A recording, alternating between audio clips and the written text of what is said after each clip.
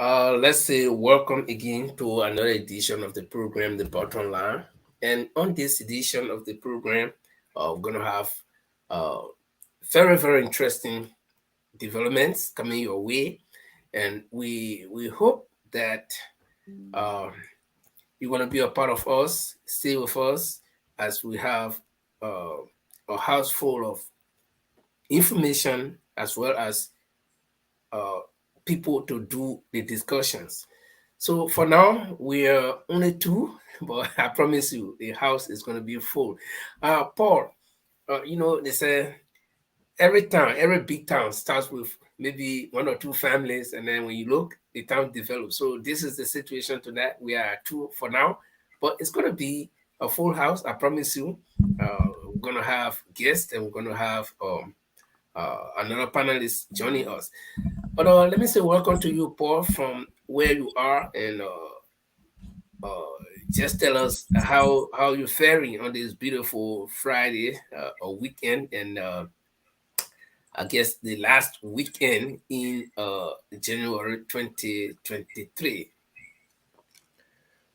Well, good evening, Linford, Mm. and I'm fine. This is the last weekend in January as we have for February.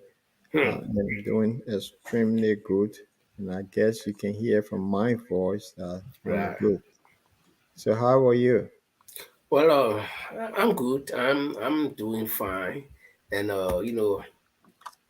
like I said, tonight is going to be very exciting. We're going to have a house full of information. And but again, I mean, weather-wise, it's been very mild here since yesterday. No, in fact, since Wednesday, yesterday and today. I think the coldest we went today was -9, which is yeah, mild for now. And so, and we saw the sun because it's full moon now, so we saw the sun a little bit. So we're getting there. And I don't know how is your end when it comes to the weather. I know by this time you have some rainfall.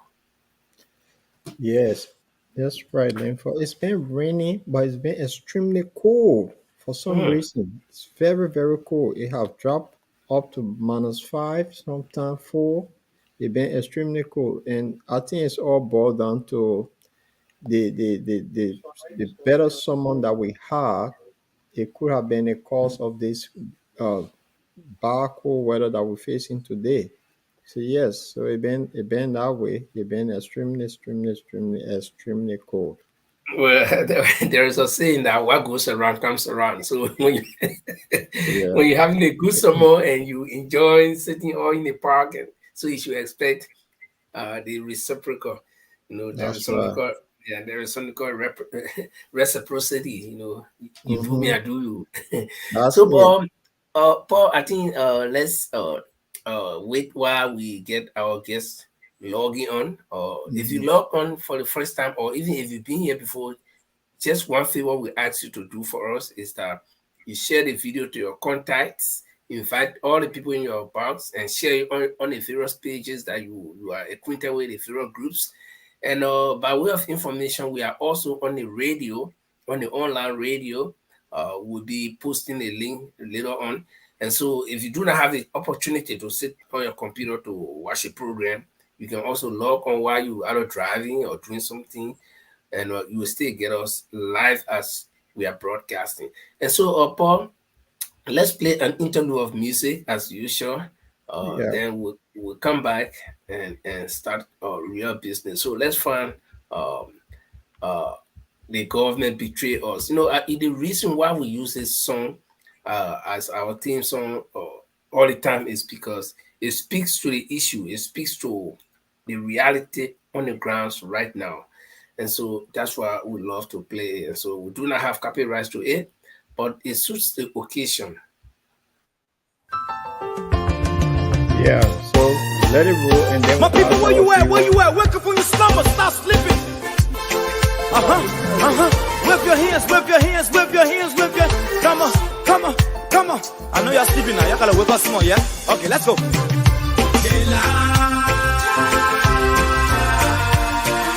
The people who us, the people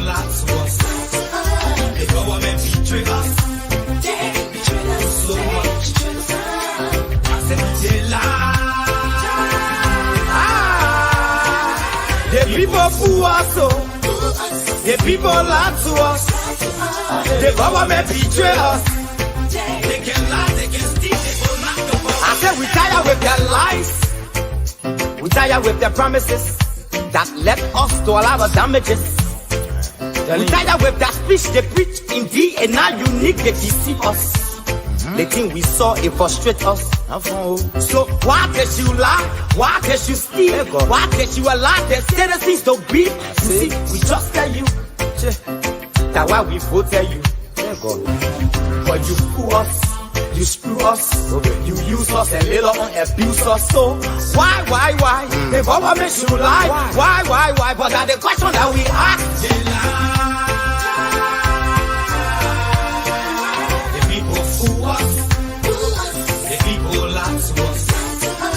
The government betray us. They betray us so much. I said they lie. The people fool us, oh. The people lie to us. The government betray us. They can lie, they can steal, they go knock the corrupt. I said no one to trust. My people don't want to hope on. Nobody. My hope that I have been broken. I'm telling you, brother. So where are the schools? Where are the roads? Where are the jobs that they say they could afford? But they too selfish. The people tired with their rhetoric. People tired, they tired. You see the reason why we ask why the government betray. They have enough of time, but yeah, then stay they delay. People suffer. No work for people crying for hunger. Look at. Your vision and your mission, your intention to the nation, they poor. You got nothing to show. Nothing. So, why? The government should lie. Why? But that's the question that we ask. They lie. The people fool us. The people lie to us. The government betray us. They betray us so much. They lie. The people fool us, oh. The people lie to us. The government betray us. They can lie, they can steal, they go knock the corrupt.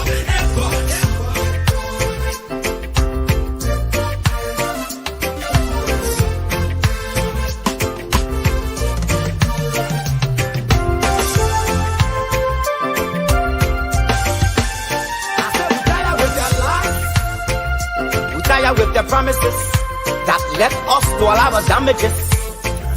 We tired with that speech they preach indeed, and now unique they deceive us. The thing we saw, it frustrate us. So why did you lie? Why did you steal? Why did you allow the citizens to breathe? You see, we just tell you that why we voted you. But you fool us. You screw us, you use us and later on abuse us. So why? The government should lie. Why? But that's the question that we ask. The people fool us. The people lie to us. The government betray us. They betray us so much. I said they lie.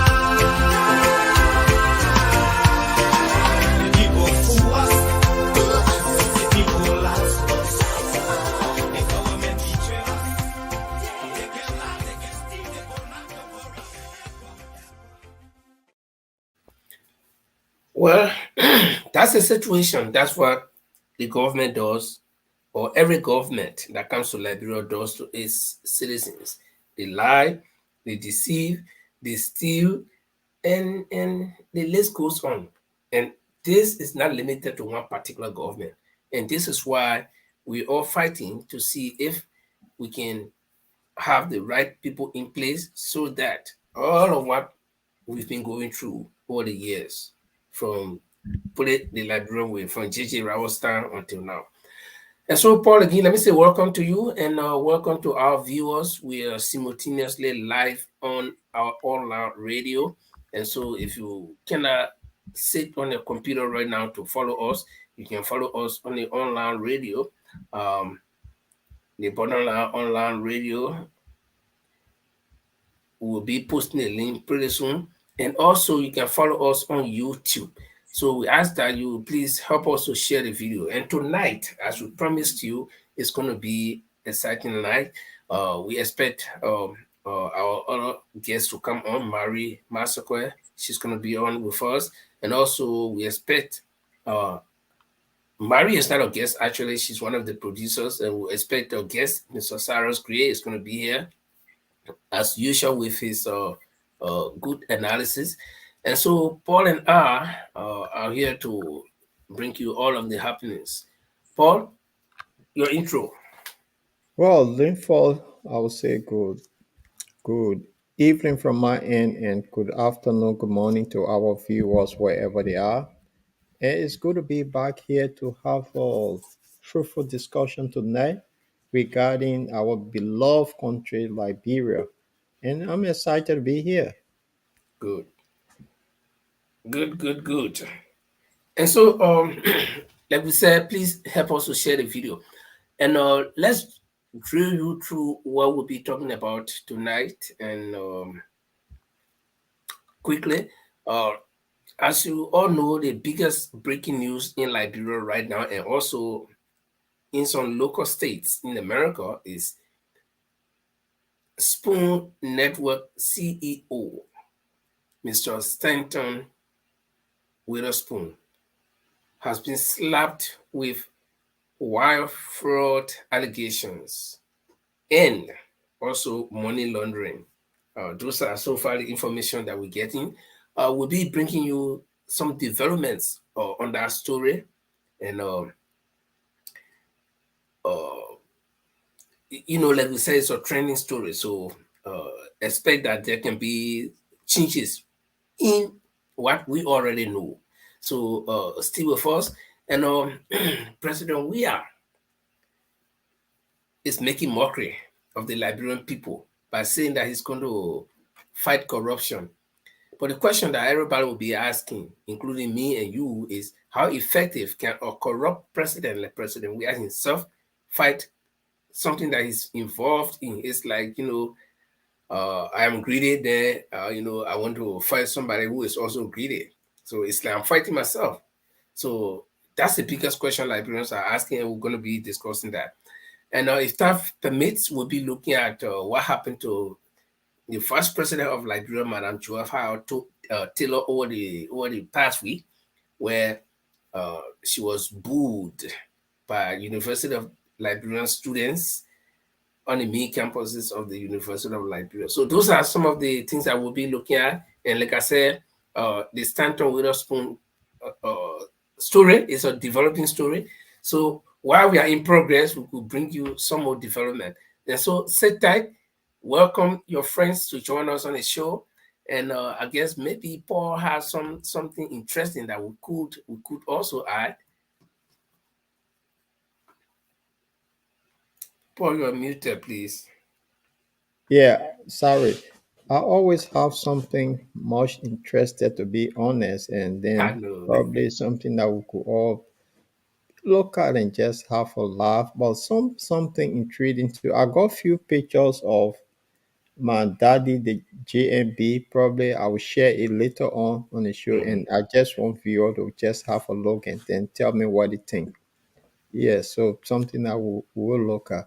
But let us, our viewer, to kind of share the show. This will be fascinating, and as we wait, and then while waiting for them to share the show, why can't we just play something for one of Mr. Cummings? How is it called? His five people that is breaking down into three pieces. So if you allow me while we're sharing, can I do that? For sure. Okay. So our viewers, we just want to play this little break while we're sharing the show, and you can kind of listen to this. Is one of the five people of Mr. Alexander Benedict Cummings. 5 priorities we have, and we call that the what's. And then there are 5 things we call the how we'll do it. And those priorities are as follows. Our first priority is infrastructure. Simply put, it's electricity, it's roads, it's water, and it's internet and cell phone connectivity across Liberia. We have to invest in infrastructure. That is the top priority. That's the basis on which we can and will do everything else. The second priority for us is job creation. There are too many unemployed, underemployed, and unemployable Liberians. The unemployment rate is over 85%.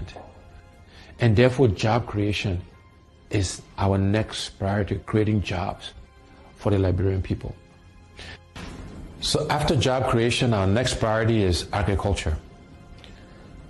We are a country, after 170 years, that do not fear ourselves.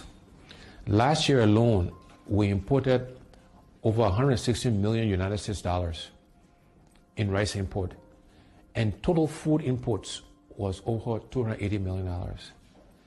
These are things we can do for ourselves. We should be producing rice to feed ourselves, and my commitment is that by the end of my first term in office, we will be self-sufficient in rice production. And within education, we are focused on vocational training, teachers training, and adult education. But we have to educate our young people because, again, that's how we can help them create jobs. That's how we can train farmers. And so these things are all linked together. And our final priority in terms of the what's is health. Because you can have good infrastructure, you can have a good job, you can feed yourself, you can have great education, but if you don't have your health, it doesn't matter. And so health is our fifth priority, and there we're focused on primary health care and preventive health care. So those are the what's we'll do for our people, for the Liberian people. Yes, those are the what we'll do for our Liberian people. And that is from this one of the Mr. Edison Benedict Cummings.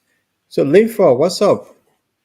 Well, like I said, I'm fine, but let's just welcome Mari Masokwe. And Mari, how are you doing? I'm okay. How's everyone doing? Good. We fine too. I think Paul is doing good. Marie, I'm extremely okay and I'm cool and I'm in a very cool place at the moment. And I wish I was in Liberia having a beautiful sunshine, but I'm good. That's really good. I can see you right really warm. Yeah. So, Okay. what's on the menu today, Linford? Talk to us. Yes, on the menu, let me first of all welcome a couple of people here. For those of you joining us the first time, Mary Davis, well, let us say welcome, stick around, invite your friends to be with us on the show. This is the program, The Bottom Line, where we discuss the issue from top to bottom and we give our analysis and opinions. But our opinions might not be right, they are not wrong either. It's just how we feel about the situation. And we actually talk about issues in Liberia. And so tonight on the menu, not too much, but interesting. You know, when you have too much of everything is bad. So we got a very small thing on our plate tonight to discuss, but very interesting. Uh, like we said earlier on, Mr. Stanton Witherspoon is making news, is making headlines in every media outlet. Now, he has been charged, formally charged, and we're going to look at those charges. But the headline here is that he's been slapped with fraud, allegation of fraud, wire fraud, money laundering. And so we'll be looking at that. And then President Weah saying that he will fight corruption. The question people are asking is how can President Weah fight corruption when he himself is alleged to be corrupt? Now, I'm using the word alleged because he has not been judged to be brought down guilty, even though the act may be visible. And you know, under the code of law or under the rule of law, you can catch a man cutting somebody through as long as he has not been judged to be found guilty, he is still accused. And so Mr. Weah said he will fight corruption. But the question is, when will he start? After 5, 6 years? And then he's promising to fight corruption at this time when people are even alleging that he himself is part of corruption. So that we'll be giving our views on that. And then students at the University of Liberia uh, did the usual thing they normally do. That is their way of communicating to government officials who they believe are corrupt or who they believe are not serving in the right interest of the country. And so they boo Madam Joa Howard Taylor, who is the vice president of the Republic of Liberia currently, when she went to visit the University of Liberia uh, few days ago. So those are just few of what we'll be talking about. And like we said, it's Stanton Without Spoon thing. It's a progressive story around, meaning that the story is developing every now and then.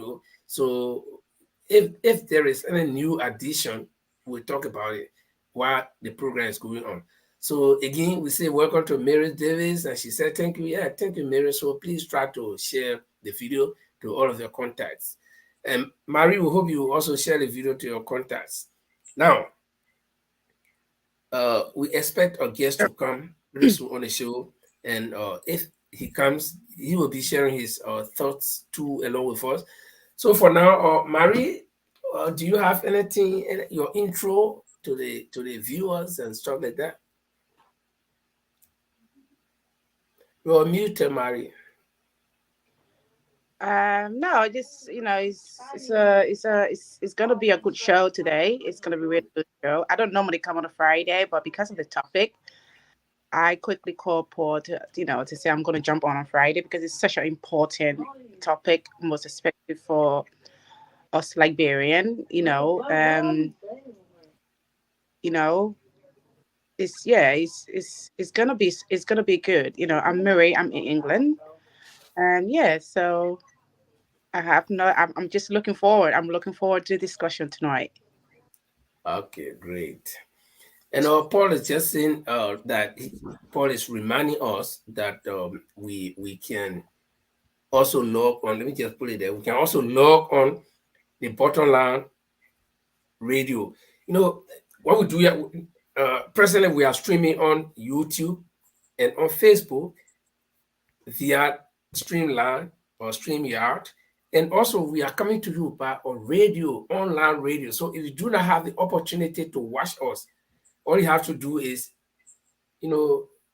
copy this link or place it in your browser, and you will get the online radio. So you can use a headphone while you're driving, or maybe you cooking in the kitchen, or if you're doing anything that will keep you away from sitting one place to watch. So that's the information.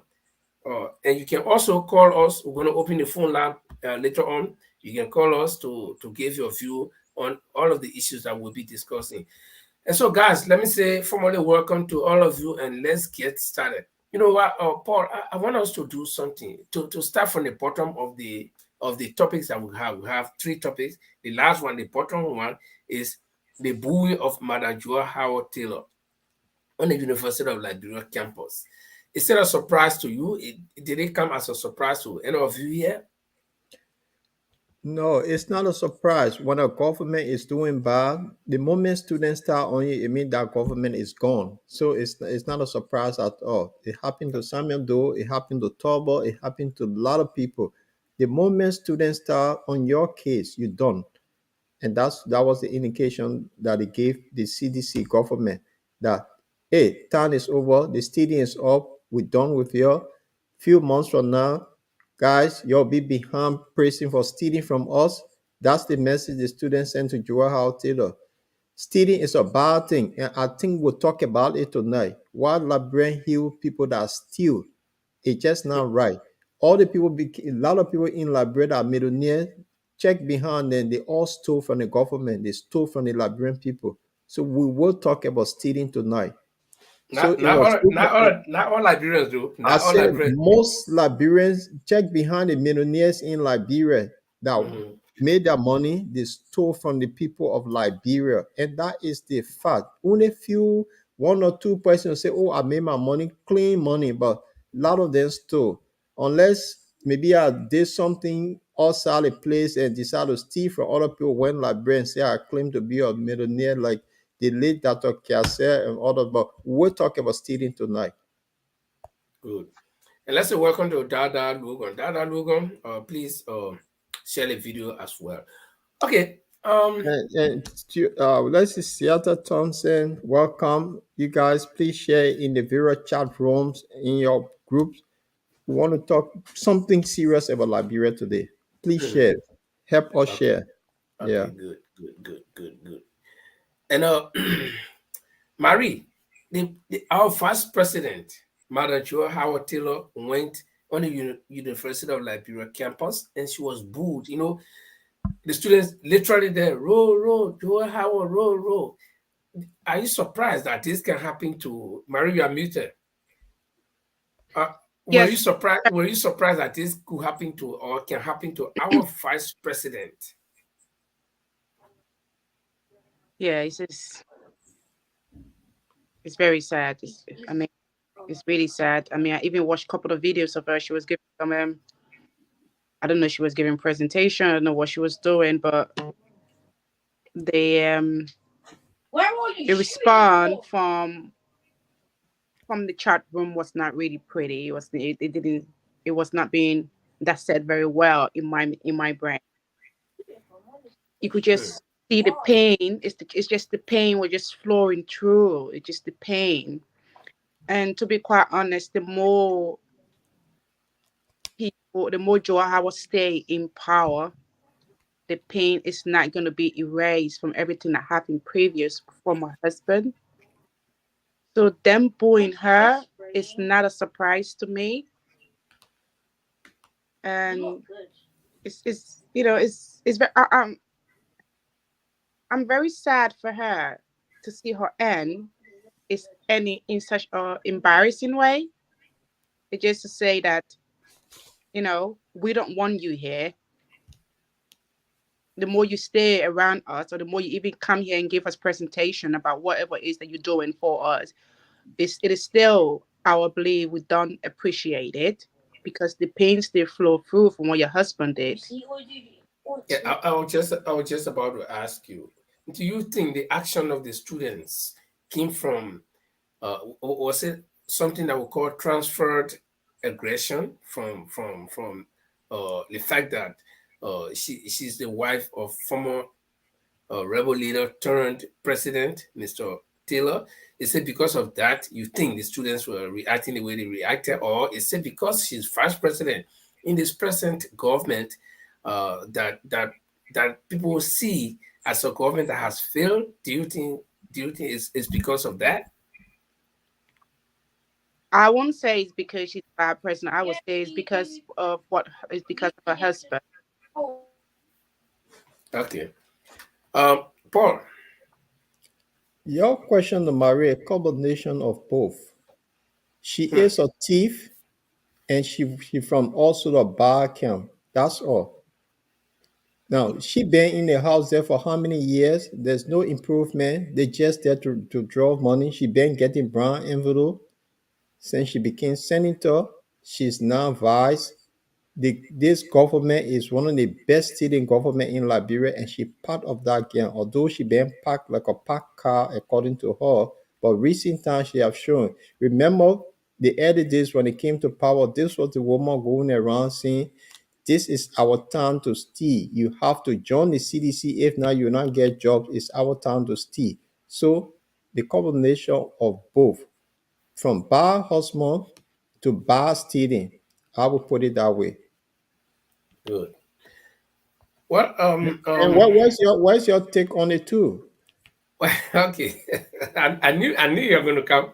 Well, I think from the example you cited from 2018 when this government took over newly, um, Madam Howard Taylor is seen vividly on tape in Banga City and talking to the citizens in an attempt to coerce them to join the CDC. And then she goes on to tell them that this is our time, and whether what she meant was this is our time to govern or this is our time to steal, uh, the present action can define what she meant at that time.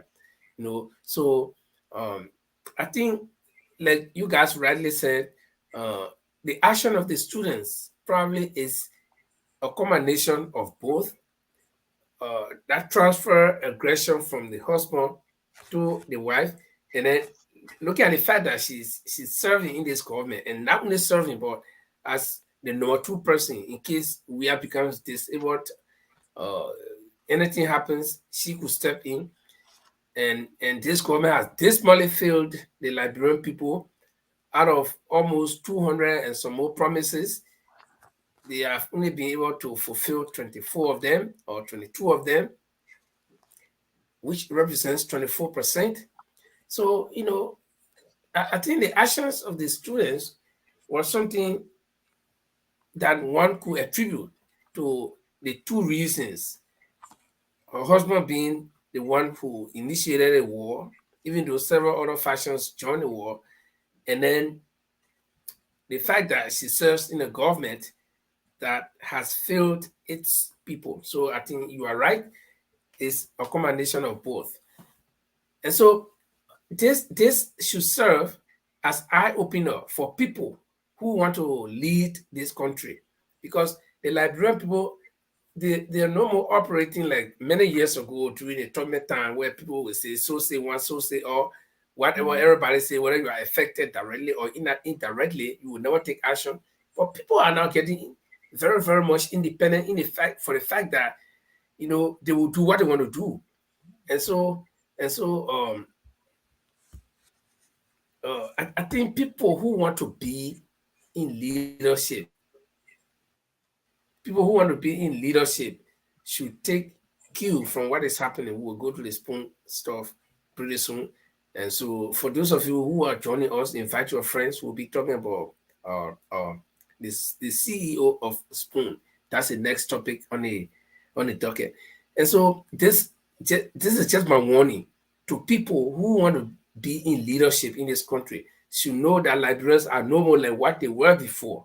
Okay, Liberians, put it this way, their eyes have opened.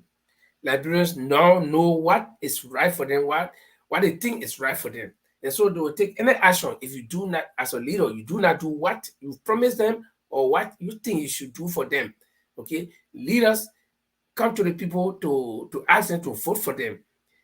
So it's a two-way contract. You ask them to vote you into office, and they also expect you to do something in return. And if you fail to do that, you will get similar action like what happened to Madam Vice President on the main campuses of the University of Liberia. And so let's say welcome to Beatrice Jones. If this is your first time, please make sure to share the video. That's the only contribution you can make for us. Share the video to your friends, invite your friends. And so let's transition quickly to our major story for tonight. Paul, what have you heard about the allegations that we've been reading about, hearing about, both locally and internationally, against one of our own Liberian brothers, Mr. Stanton Witherspoon, who is CEO of one of Liberia's largest media empire, the Spoon Network? What have you heard of late? You are mute, Paul. Sorry, I think this is an international topic now. It's all over the world. Even people that are not connected to Liberia, they all talk about it. People all across the nation about this thing about health, the nurses, and then the stealing. We heard that there were a lot of things that happened between few so-called schools that were offering these things. So, but before we get into it, I'd rather we play it for our audience and then we dive into it, because that way we can take it. Because a few years back, I think sometime last year, if I can recall, on the Sekou Kone show, Steve Bodie said something that the people were watching Stanton movement when McGee became sanctioned in that group. Since then, this speculation have been around that people been watching him, but we don't know what sort of watching, whether it's for money laundering or all that, but they've been watching him. Now, I will link this with Dr. Kiase. When Dr. Kiase went to Liberia, he started giving money loosely. So what happened? He got caught. The same thing with Staton. Went to Liberia in short period of time. He got 3 radio stations and he started giving money loosely. That alone brought tension to a lot of people. Where is this young man getting money from? Where is he a businessman? What sort of business he in? So question being asked. And I tell you, let's listen to this thing first, then we can maybe everybody can have a take on it because this is fascinating. I really want to know. This guy been behind people in Liberia. Recently, he was behind Louis Brown, Martin Kohler. These guys are bad apple. They've been stealing from Liberia. And then how come this sort of news? It just for my mouth. So I don't know. Maybe you guys will have something better to say after we listen to this. I'm going to Okay, roll roll. this.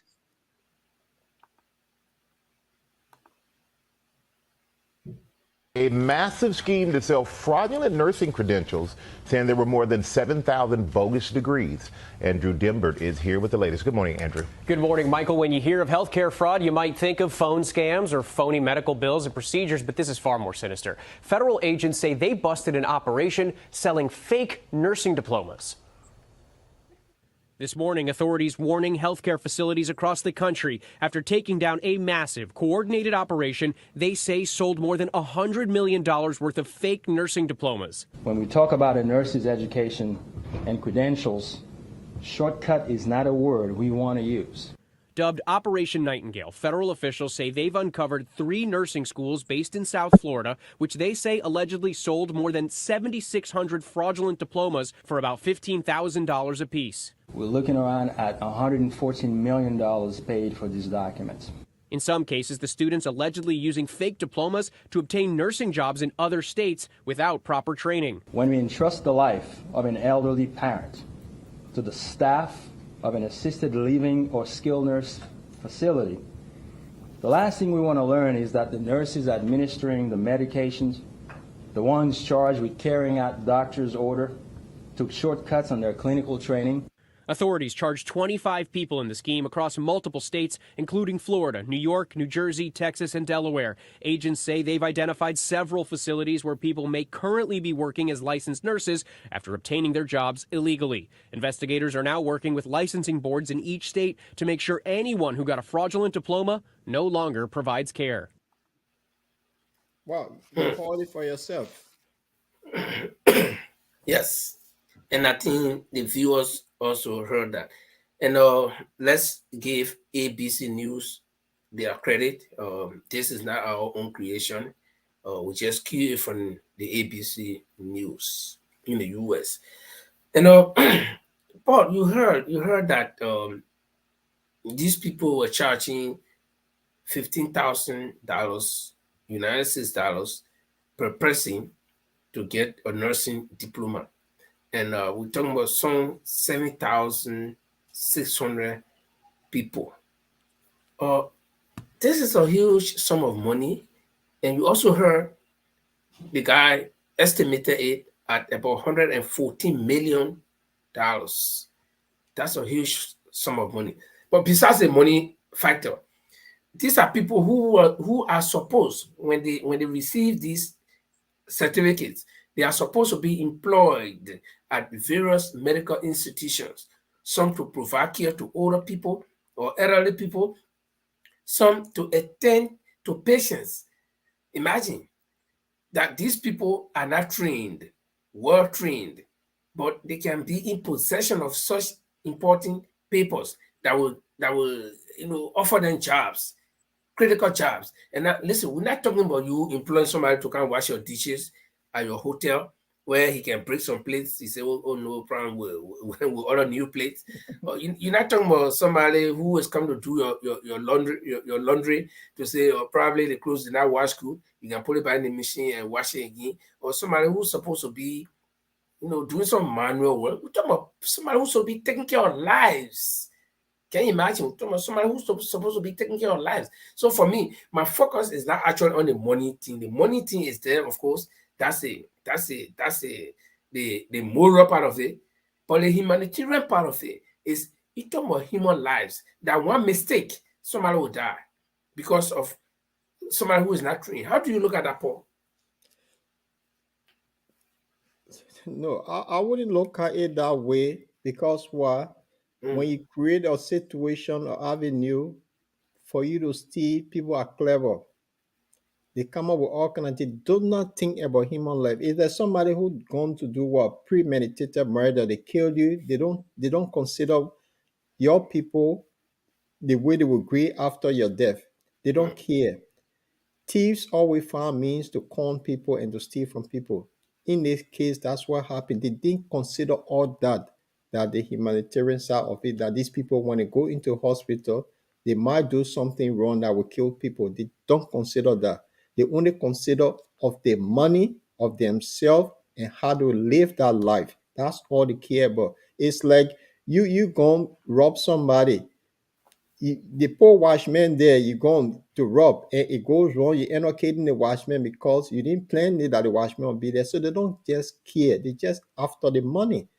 When they go after money, they don't want to know. That's what happened, you see. mm. So it was not about if they thought on what become of these people in case this go wrong. When somebody trying to look, it's like a salesman will call you, say, look, are selling something. So these guys, they sell something they call a pyramid. You bring people in and people bring other people in. If you can't bring other people, your money gone. They don't care about you whether you put thousands of pounds or dollars or yen in it. They don't care. All their aim is to make money. And when they make their money, they don't care for other people. And that's it. So I want to welcome Kula to this show for the first time. Kula is welcome and kind of share our show. It's good to have you here. So this is the situation we face with. A thief is a thief. No matter how put in the simple Liberia where they say a rule is a rule. That's Yeah. fine. Stealing is stealing. No matter how we twist it. And if you imagine, look at the amount of money, $114 million. Think on it. For how many years these guys were getting such amount? They were And living and and, life. and there is a document. I'm sure you're gonna publish that document later on. But there's this document, and they have been training these guys. They've been telling them since 2019. So you're Yeah, talking about a hell of a long time. yeah. And you know, I just can't imagine how many people might have lost their lives as a result of these people who got certificate. Now, listen, let's get something straight. The certificates that these people got, they are not fake certificates. These certificates go through the system, the health system of every state that they operated in. The Mhm. certificates are genuine, Yeah. but the process of issuing a certificate is what makes it wrong. Because, like, I'm not a pilot, but you give me a pilot diploma or a pilot degree and tell me to go fly plane. And when I enter the cockpit, I even know I even know how to start it. I know when I play Yaki, you are not being a cockpit before. I always wanted to go there. You see, so this is dangerous. Placing the lives of people, and like I said, we're not talking about people who you calling to come do some manual work to come sweep your yard or brush your grass behind the house or paint your house. No, you're talking about somebody who will make one mistake. Somebody is gone. Somebody's father is dead. Somebody's mother is dead, or a woman who was having a baby, she and the baby are gone instantly. That's what I'm talking about, Marie. When you first time or the first time you heard this thing, what came to your mind that these people are being awarded certificates that they do not merit? They have not sat in a classroom. Even if they sat in a classroom, they do not have that qualification to get the certificate to work as nurses. But they obtained these documents and it gave them free way to be even admitted at hospitals. Some of them admitted at old people home, as we call it, group home, and stuff like that. What clicked to your mind? You are muted. Yeah, the first thing when I saw the news, I was like, oh my god. The first thing that came to my mind was innocent lives has been taken out of Mhm. net and out of grade for money. That's what came to my head. I was like, oh my God. So that means the first thing I wanted to understand, did these people actually go out to work? So I continue reading. And I continue reading as they said they employ them to hospitals, they employ them to, oh my God. That's like, oh my God. They are not trained, you know? And then I found out the amount of money that the guy has generated from this scheme. And I was like, this is never gonna stop. This is like, this is unhumanitarian, like Paul said. And it is beyond disgusting. Marie is right here. It is beyond disgusting. It's so disgusting because I know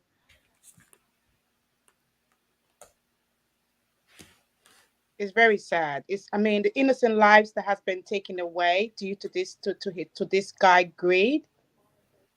I don't really care about, you know, So, about so her. Marie, the state still trying to establish what are those people that were issued those lessons, if any malpractice have gone on. So the FBI stay investigating. But one of the saddest thing here is I want us to look at the individual here from our end that is involved. Yeah, Yeah, this guy came onto the scene with what in Liberia we call it with hard gear. He came with a very good hard gear, and then when he started bad mouthing people, and that bad mouthing people, this is what raised a lot of concern of many Liberians. About a few weeks ago, the CPP had a rally, and there was money stolen from that rally. This guy got in contact with the guy who stole the money, and he was trying to pin down Marty Colette and Louis Brown as thieves. So one who come with clean hands, what they say, one who come with equity come with clean hands. yeah, If you start going after people, then very if clean. something like this happen to you, you expect people to now say, "Oh, you are clean, man. How come? You know you very unclean. I'll put it that way, and then you're going behind other people." This is the man that sat on his platform day and night. I remember when he took Mr. Cummings to court, he said this man he used this guy called Kev Hassan to went after Mr. Cummings, how he criminal, he did this, he falsified document, he said all kind of thing. The fact is that he's not clean. From what is happening now, he's in deep trouble because the counts they got on him is more than 9, and he could go to jail for a long time. Yes, So that's the deception in the whole thing I've seen. So we all have dirty laundry in our closets. If you have a glass building, you don't throw stone. And good. in the case, he was throwing stone, and he forgot about his package behind him. And No, that's what upsetting. Yeah. he thought he had confidence in what was going on at the back of him. That's it. He didn't forget. He actually had high confidence because someone like that guy, that's the only thing. That's the only line it showed me. Like he has so much confidence, you know, that oh nothing's gonna happen. I can talk. I can say what I want. But he didn't know the government outsmart him. Yep. Can we look at it this way? Um, it's a bit hard to say, But but I'm not up to you and Lenfer. The thing mhm, I just want to make a point on what Paul said earlier about him going around and throwing stone at mhm. other like big officials in the government, right? Yep. Um, but that's what criminals always do. Anyone you see have a loud mouth is always the weakest one in the room. That's Maria's right. That's how criminals behave. I'm sorry. All of us, I mean, I'm a businesswoman, right? I mean, I will, I'm not saying I'm going to get involved in that kind of fraudulent stuff. Don't get me wrong, please. audience. No, I'm not. But mistake happens, but not that kind of mistake to put a life at to kill someone. I can never do some. I can never get in such business transaction Now, because okay, this brings me to one question. Should we consider this thing as a mistake, or was it something like a willful crime, because not a um, mistake. th- there are certain things that people, that there is a repercussion, there is consequence or consequences, and then you say, no, I think I will do it, probably for the benefit or because you don't want to be naughty. So a lot of people No, this this will take me to the next question, is or you can address both questions. A lot of people are now feeling sorry for this guy. no You way. know, It's impossible. yeah, but Mistake. first, was it? Or do you think it was a willful crime, or Well, just total disregard for law and order? Uh, Linford Mm. is not disregard of law. If you're trying to be clever, mhm. these were people they thought they designed something that they could get away with it. That being clever, dupe the system. But then when it's some But smart the, guy in the, this, the law is there, dude. They know that the law is there. well, So the law is there, so you can outsmart the system. I tell you, there's a Nigerian picking in Switzerland that went after the financial institution. They were doing this thing, and then he found a loophole. What he did, the shares, he took a lot of money, but then he made a mistake. So when you duping people, sometimes somebody clever in the system will catch you. And this is what happened. For They real. got away with it for a long time. But some smart guys out and say, wait a minute, what's going on with these people here? Or it could be too, one of the people that the gate certificate could not perform well, or they ate the person, they ate the person money, that person could not get a job, could be a whistleblower.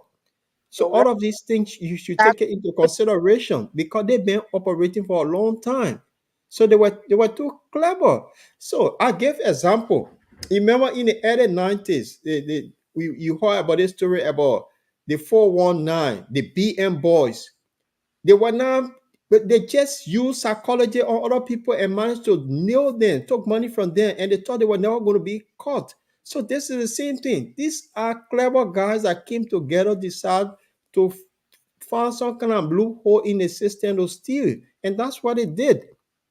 So you Well, might be clever, someone is clever more than you. That's what happened here.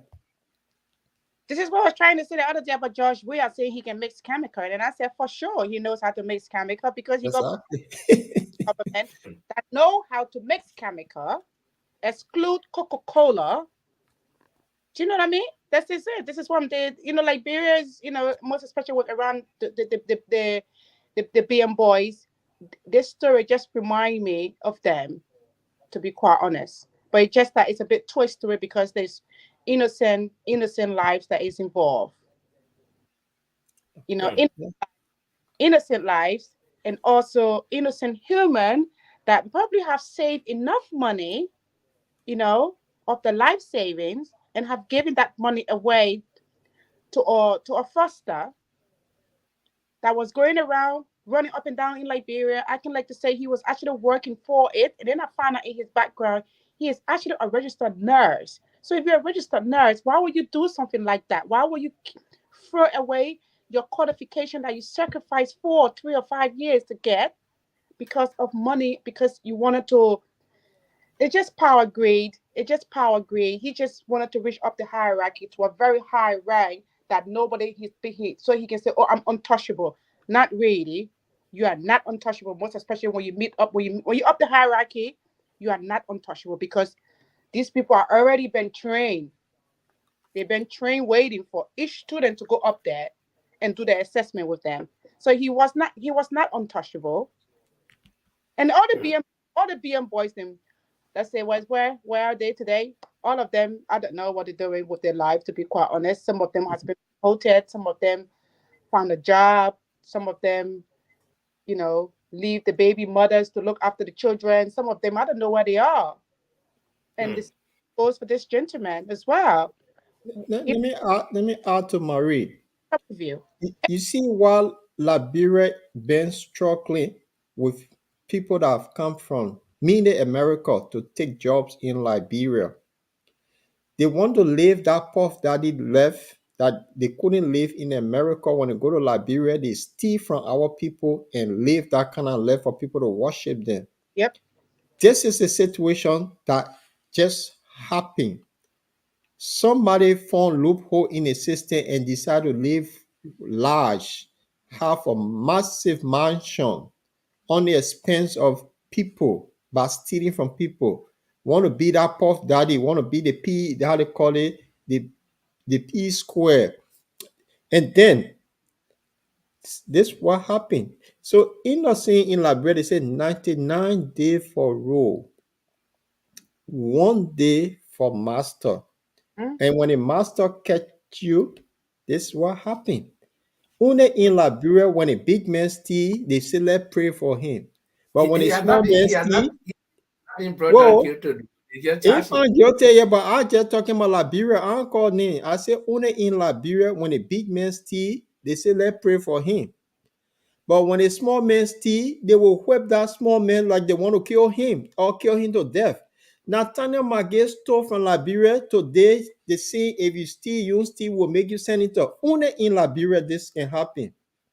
Okay, There's so a lot. so you brought in the Magay Yeah, topic. let me learn. Then I bring the reason why I'm comparing this. There is an allegation on Stanton Witherspoon, and there's 9 counts on him. And people that are going around say, let's pray for him. Pray for him what? If we tell our children, thou shalt not steal, thou shalt not lie, thou shalt not do this. If somebody been accused, why should we pray for that person who been accused and they telling you, say, this is the record of why we accuse this allegation on this person? Yeah, but people are saying that he's not yet guilty, so you can pray for Well, him Yeah, because he's well, in that situation. that bring me to the point when this guy stole the 70,000 from the CPP. Is this statement that he know who stole the money, but he was trying to pinpoint Louis Brown and Monty Kohler. So what goes around comes around. That's the point. That's the deception in the whole thing. So why now they couldn't pray for that young man that stole the 70,000 because it was alleged that he stole the 70,000? Why were they calling him criminal? Why they couldn't say, let's pray for the young man? So when you been accused, he was the one pointing finger on people. That's what I'm saying, that the deception to the highest level. He hasn't been found guilty yet, but the truth of the matter, where goes around comes around. That's my point. Okay, but so in this case where people are now saying, oh, you gotta feel sorry for him. He's one of us. Even me, I posted, after I posted several things, then I said, well, if one of us falls, we got to check out the stand because you look at the humanitarian side. I mean, this brings me to let me just reflect a little bit. Long time ago, during the wartime, you see one guy misbehaving, beating people, killing people, but when they grab him, when they make him, then he turned to he started to beg. Oh, I beg you, please. Then he looks sorrowful. You see, because when people are doing certain things at the time, they don't look back. They don't watch what I showed us to see what's going to happen next. They forget and they just do it. And then at the end of the day, when you grab you, by the time you grab them, they look like baby, they start to look sorrowful. So this is the thing happening to this Stanton. is what they call advanced criminal activities.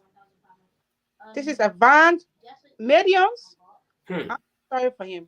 That was greediness.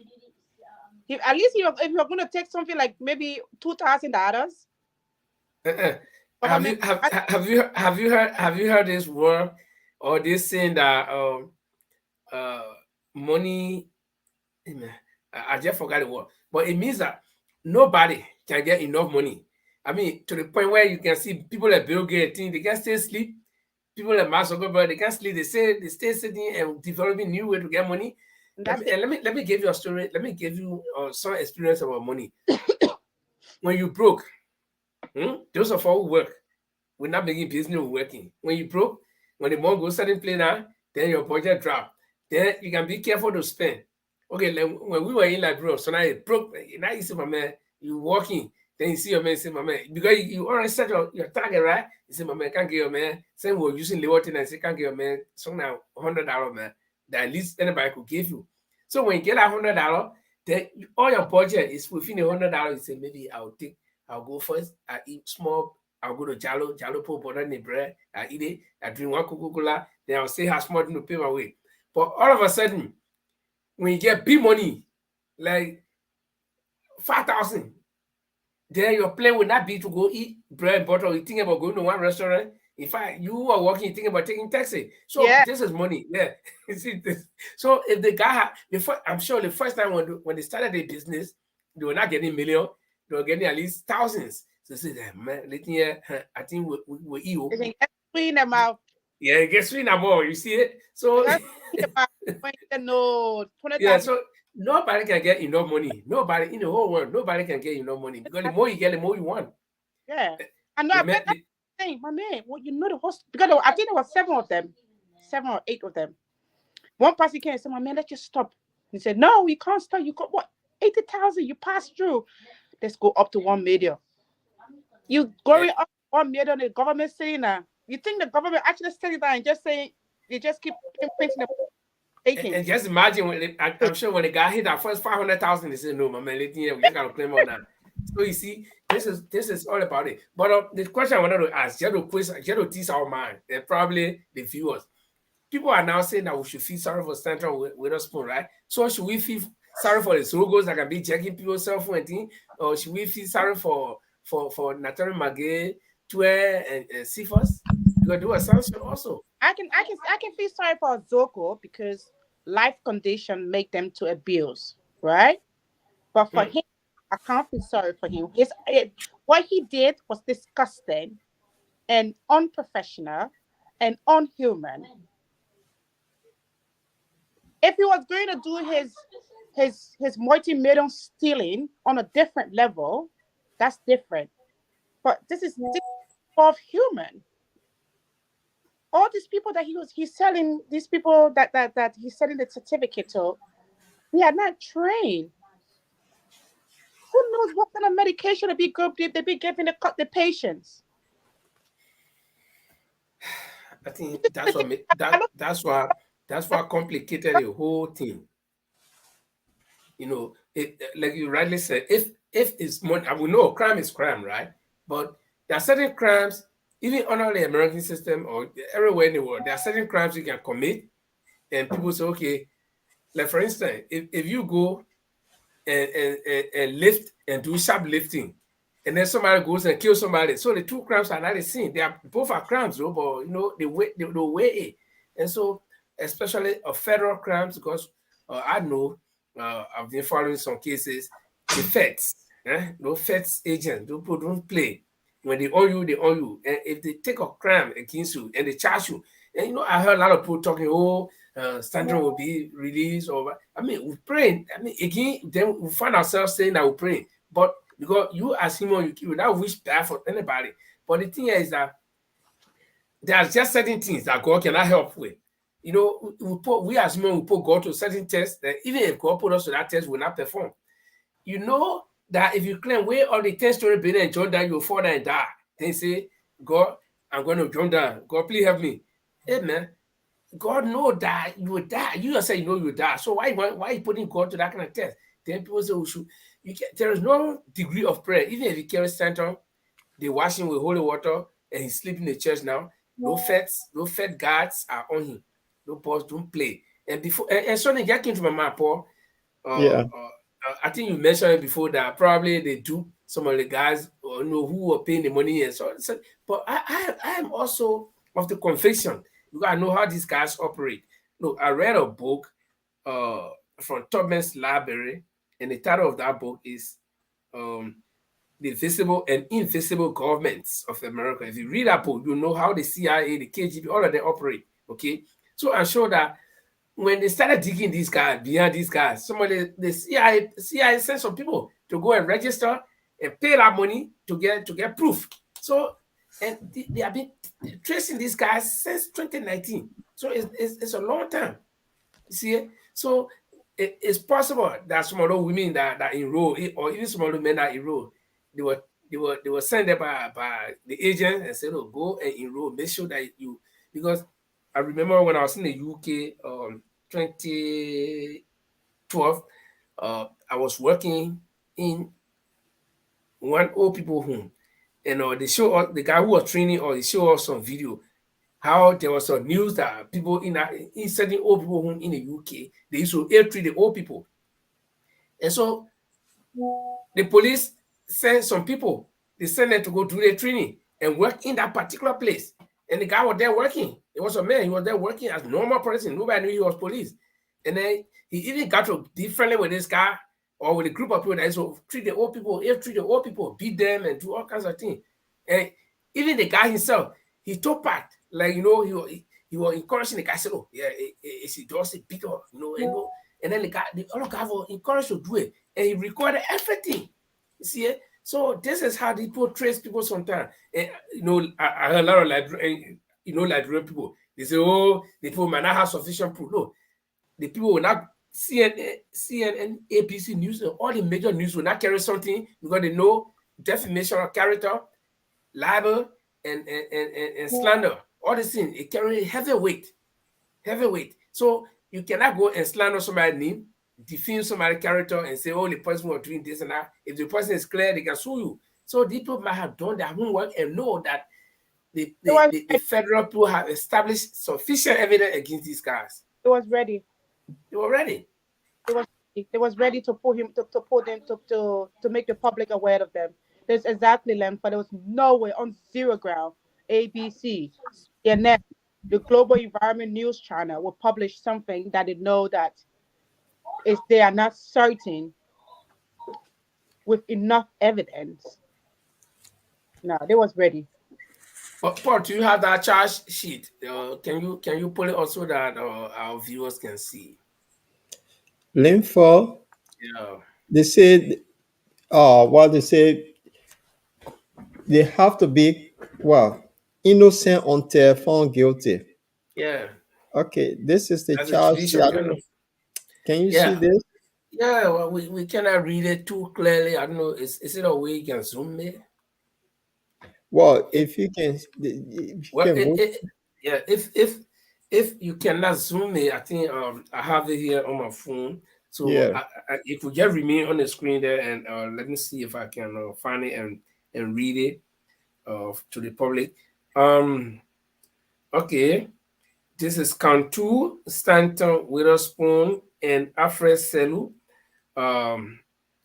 The date is the 2nd of June 2019. Like I said, you see, 2019 they started with these guys. 2019, okay. Description of wire transmission. Okay, when they talk about wire transmission in this sense, it's like everything that you do, whether on your computer or on your cell phone or on your telephone, every information that goes by wire. So email via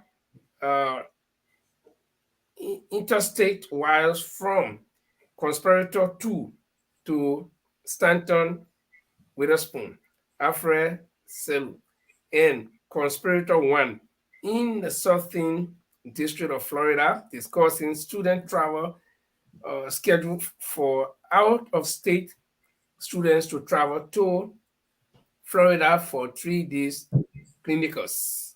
Okay, so the date of that particular wire transfer or wire transmission was the 2nd, or I don't know how they do that dating, because here in Norway, I think American people do that dating. That 2/6/2019 will be February 6, 2019. But in Norway, the date comes first before the month. So I'm not too sure. Probably. So Linford, Yeah. So they have how many that 9 counts on him, right? Mm-hmm. So let not go through all of it. Those 9 counts, Okay. something there. So what happened here is when the FBI, because this become an FBI, a FBI case No, it's on. is usually you can please mute yourself, Linford.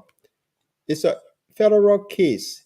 They wouldn't just go and arrest you 3 a.m. in the morning when they don't have evidence on you. They have a lot of stuff on him, and it's non-counts. So all of those non-counts, they have done their homework and said, now it's time that we go and get this guy. And that's what the FBI did, and they got him. But another intriguing thing with his story, yesterday he also appeared on his network being so arrogant without showing any remorse that everything is okay, honky dumpty, and all that. So I don't understand this guy. The 9 counts, he had to go to court, and then he refused it. And he said he got the lawyers, told him not to talk about it. Then God is in control. When he was croaking people, God was not in control at the time. And this is what annoyed me when people bring God into their bad behavior. See? So Linford, I guess you want Marie, you want to flow until Linford comes in. Yeah, to be honest with you, it's true what you're saying for it. When it's me doing this, I say, God, don't worry, God will protect me. Or when I'm going on a business meeting, God will protect me. That used to really annoy me when around these BM boys. I'd be like, you're going to harm someone, and then you're saying God is going to protect you.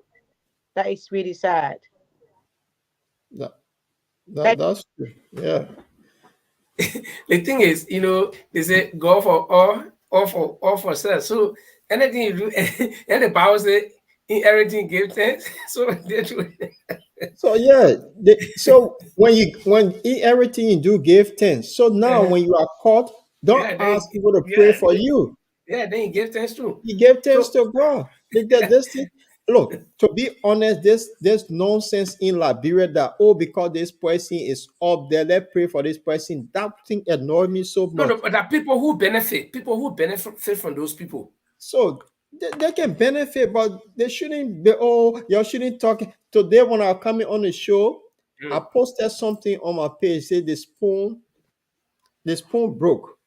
What happened? And the person say, oh, you have to be careful how you talk about this guy because he been after your people. So why should I be careful? The allegation is there. Everyone talking about it around the whole wide world. And that's the one I can talk about. I'm gonna be careful in how do I be careful that somebody who play on group of people benefited from them for many years, became the humanitarian in that process, became the savior in that process. That when people call his radio station, they begging him for money. He seems to be this guy now, that the kingmaker in Liberia. That when he go after George Weah, Samuel Twe is corrupt to the core. Everybody, why we can't pray for Samuel Twe then? That corrupt. Now the page 10 around now, then people want, oh, let's be sympathetic with him and pray for him. For hallelujah sake. God, I pray that this guy go to prison for lying to people. That would be my prayer. And I cannot pray for somebody who don't wrong. I'll tell my child, Yeah, don't. but they say you should pray though, but they didn't tell you how to pray. But that's not my prayer now because they asked me to pray. So I pray to God, let this guy be convicted and be put behind bar for his bad behavior. Then it teach a lot of children sense not to go and steal from people. If he found guilty, he must go to prison and serve that But 20, you 40 think God, years. God can answer bad prayer? Yes, I tell you it's different. something. If it, Marie, let me tell you for something. When we were small, yeah, at the age of 7 in Jonathan, Uh-huh. they had a Chinese yellow ball that our parents used to buy for us. We had one barman down there called Ome Collie, but at the age of 7, we call him Leopard. The man was so bad. 7-year-old playing our ball, that ball roll in front of me. He'll catch the ball in front of him. He'll put knife in the ball, will cry. He did it over and over. And that man used to be praying that, yeah, I pray, yeah, that ball come. So when you pray, God can listen to bad prayer and listen to good prayer. So my own prayer here is for that why more God have been going after people in Liberia, show to be the one who come with a good equity with clean hands to go find out a hand not clean like my own. I will pray he must serve the time when he found guilty. That would be my prayer. Y'all can flow. it's true. It's true for Paul saying. You know what? To be quite honest, on all level, this guy, this what he did was disgusting. I'm sorry. You know, me as a human, I would put him in no, that's disgusting because all of us as human, we are all hustling, and we are all waking up in the morning and going out to fetch food to eat. Everyone is hustling for success. And this person says some people, and most especially on the line of when people are hustling for success, they are so desperate. So people are going to bank account. You come today and say maybe one of the girls or one of the guys will say, "Oh, I want to be a nurse." They believe because you know how we are being read. Academic is the way forward. You go through academic, you become successful. So everybody in the universe believe that you have to go through education in order for you to be successful.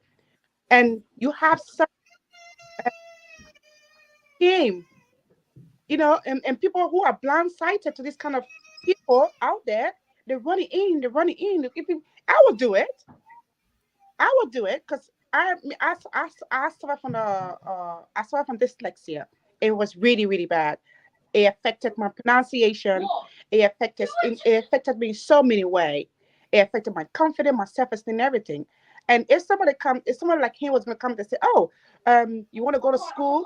Go and bring 15,000 or 20,000," because I believe that if I go in that direction, There is there are some small noise somewhere. I don't know from where, from whose Yeah, end. it could be Marie. Okay, from Maris. Okay, yeah, but yeah, flow, Maris.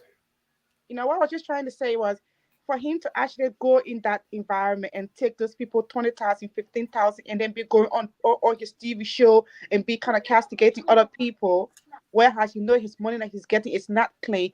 Those are the kind of people that I'm against in the universe. Okay.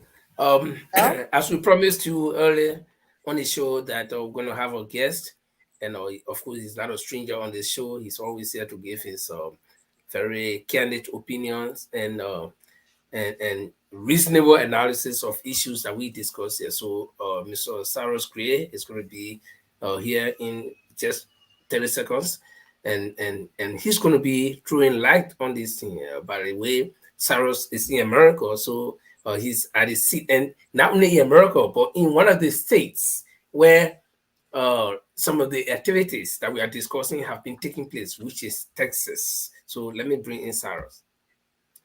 Good evening, Saros, or good afternoon to you. Do you hear us? Yeah, I can hear you. You guys can hear me?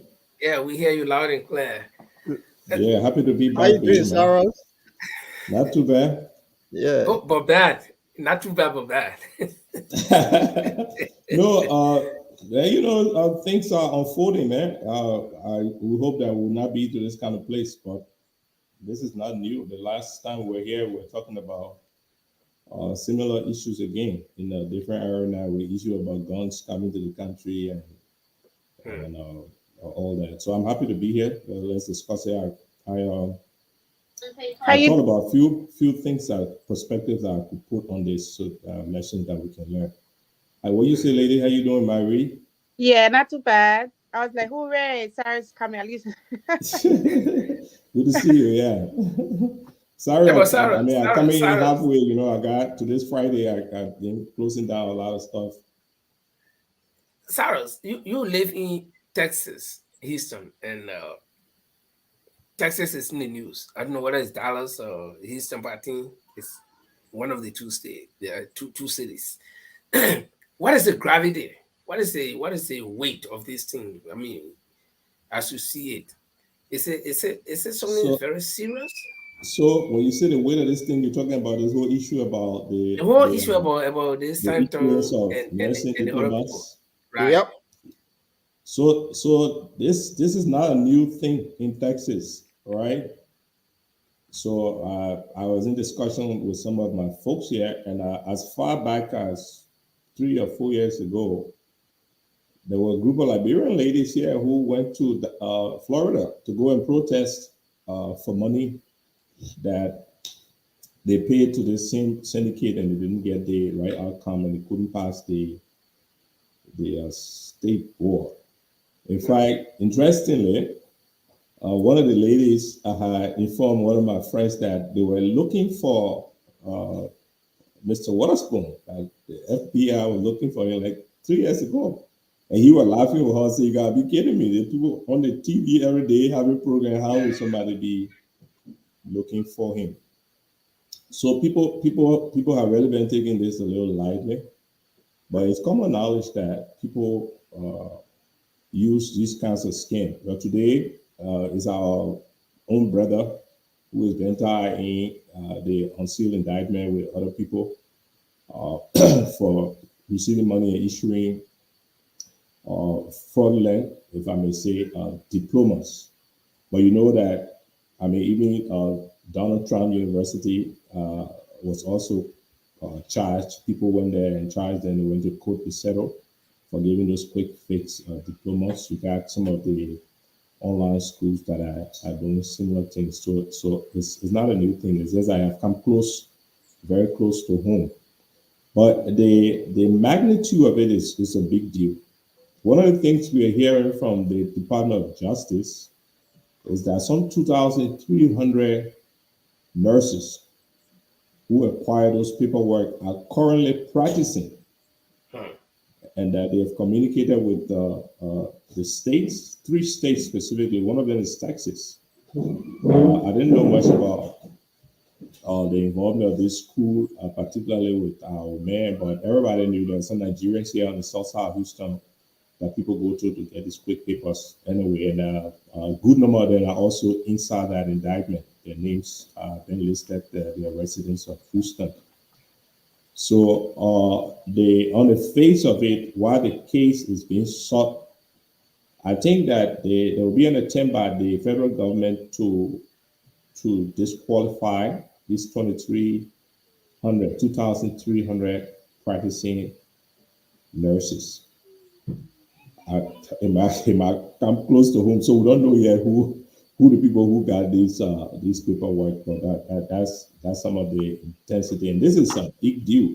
We're talking about in terms of the involvement of a Liberian company or 1 or 2 Liberians, but all over the United States is all in the news about the actual issue about the peddling of nursing degrees. Some people getting a degree in 2 weeks, and the concerns are that there are nurses in hospitals who have been entrusted with care for people who have not been trained to do that, and maybe people's lives are at stake. I heard a guy from the Department of Justice interview say they don't have any specific report yet of people who may have died or suffered because of these bad nurses. But as this develops, this is America. Every day there will be drip, and new stuff. So, I mean, look, for me personally, this is a bad day for us. It's not a good thing to hear again one of your brothers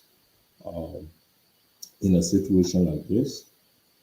I will just hope that we don't comment on it too much, since it's a judicial issue. It's still going on. We haven't heard that side of the story. Most of what we're hearing is general. I know people in Liberian communities have been giving hints about this for a while, and pointing to Stanton that they got some school, and even making a joke about the other guy, Kef, that he one of the graduates from the school. And he has failed so many times in his He had not been able to pass the state board test, but this is a big deal. I mean, with these people, whomever are involved, found guilty of it, you're talking about severe penalties. I mean, 20 years imprisonment, the forfeiture of their properties, and all that. And if that property be spoon network to them, probably we beneficial platform that Liberian people and the numbers listen to, we might just about lose them. Okay.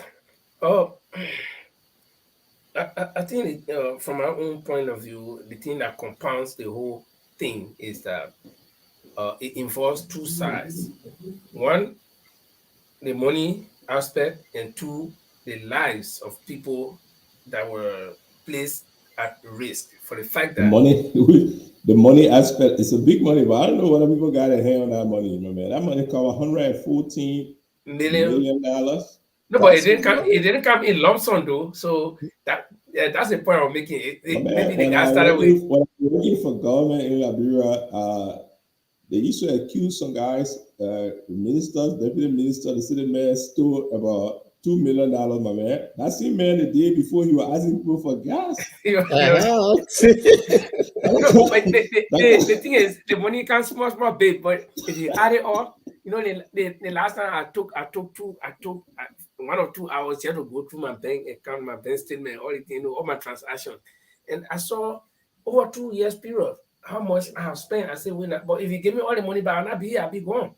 See, so it coming small, small. So they were eating it. They were eating it small, small. Yeah, the man they go to like, bro, my man they throwing deep party. But when the people holding you liable for that money, they will not be holding you small, small. Exactly. I mean, I hear the people talking about, they're looking at, they say, okay, 7,600 persons times $15,000. That's what they're talking about, and they're pushing it up to about 100. I said to say the 7,600 thing together, you put the money in And your some head. of the people probably some of the people ask for caro and all that kind of thing. Some people money was short, they never got it paid. Yeah, some people say, my man, let me start working, I'll pay you. But you know, I mean, I just put this humor on this, but this is serious business. One of the reasons I wanted to come over today to talk when you asked me to link for was to all these things are happening. The way I see it, they help to shape our tomorrow, especially for our small country, right? Look, I did some. I had some general information about the Philippines, for example. From the maritime perspective, the Filipinos, they sell labor, maritime labor. Right. So they have hundreds of institutions. They train able-bodied men, they train captains of ship, they train engineers, and they make them available at competitive price to shipping lines. So the Filipinos have the largest number of seafarers working on commercial vessels, even though Liberia, we have one of the largest fleet of commercial vessels, but we hardly have Liberians working on them. In the same token, right, the Philippines export nurses. In 2002, the records show that out of every 20 nurses in the United States, one was trained in the Philippines. So there's a whole program called the Overseas Filipino Workforce, where the government facilitates the training of those nurses, and they supply them to major markets like in the United States where they have gaps. If you go to any hospital in the United States, major hospital or medical facility, you will run into Filipino nurses all over the place, and a sizable quantity of their income is returned to the Philippines as revenue, foreign exchange earnings for the Filipino government. Here we are, we have as much, in fact, a stronger relationship traditionally with the United States than the Philippines. We had a relationship long before the Philippines, right? So those avenues are there. We got TNIMA over there. We are putting up nurses. Most of them can't even find good jobs.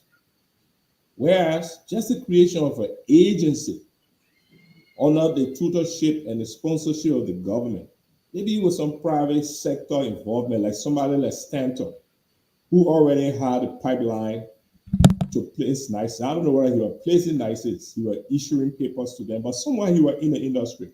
Can you imagine how we could employ thousands of Liberian nurses? Okay, Sarah, into good paying jobs easily? Cyrus, we are making a very salient point. We'll come to you. That's the kind of analysis that we want. But there is a caller on the line. Let's hear what this caller has to say, and then from there we can pick it up. Thank you. Caller, what's your name? Where are you calling from? My name is Jamal. Do you guys hear me okay? Yeah. Yeah. Okay.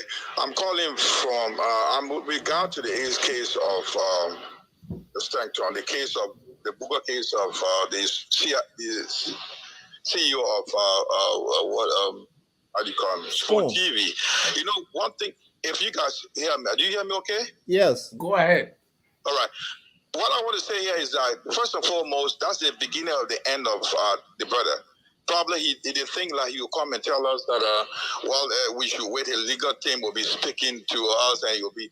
This is he's just bluffing. And like you said on the show, that it's been going on since 2019. They've been investigating, and something they have evidence, substantial evidence to nail him.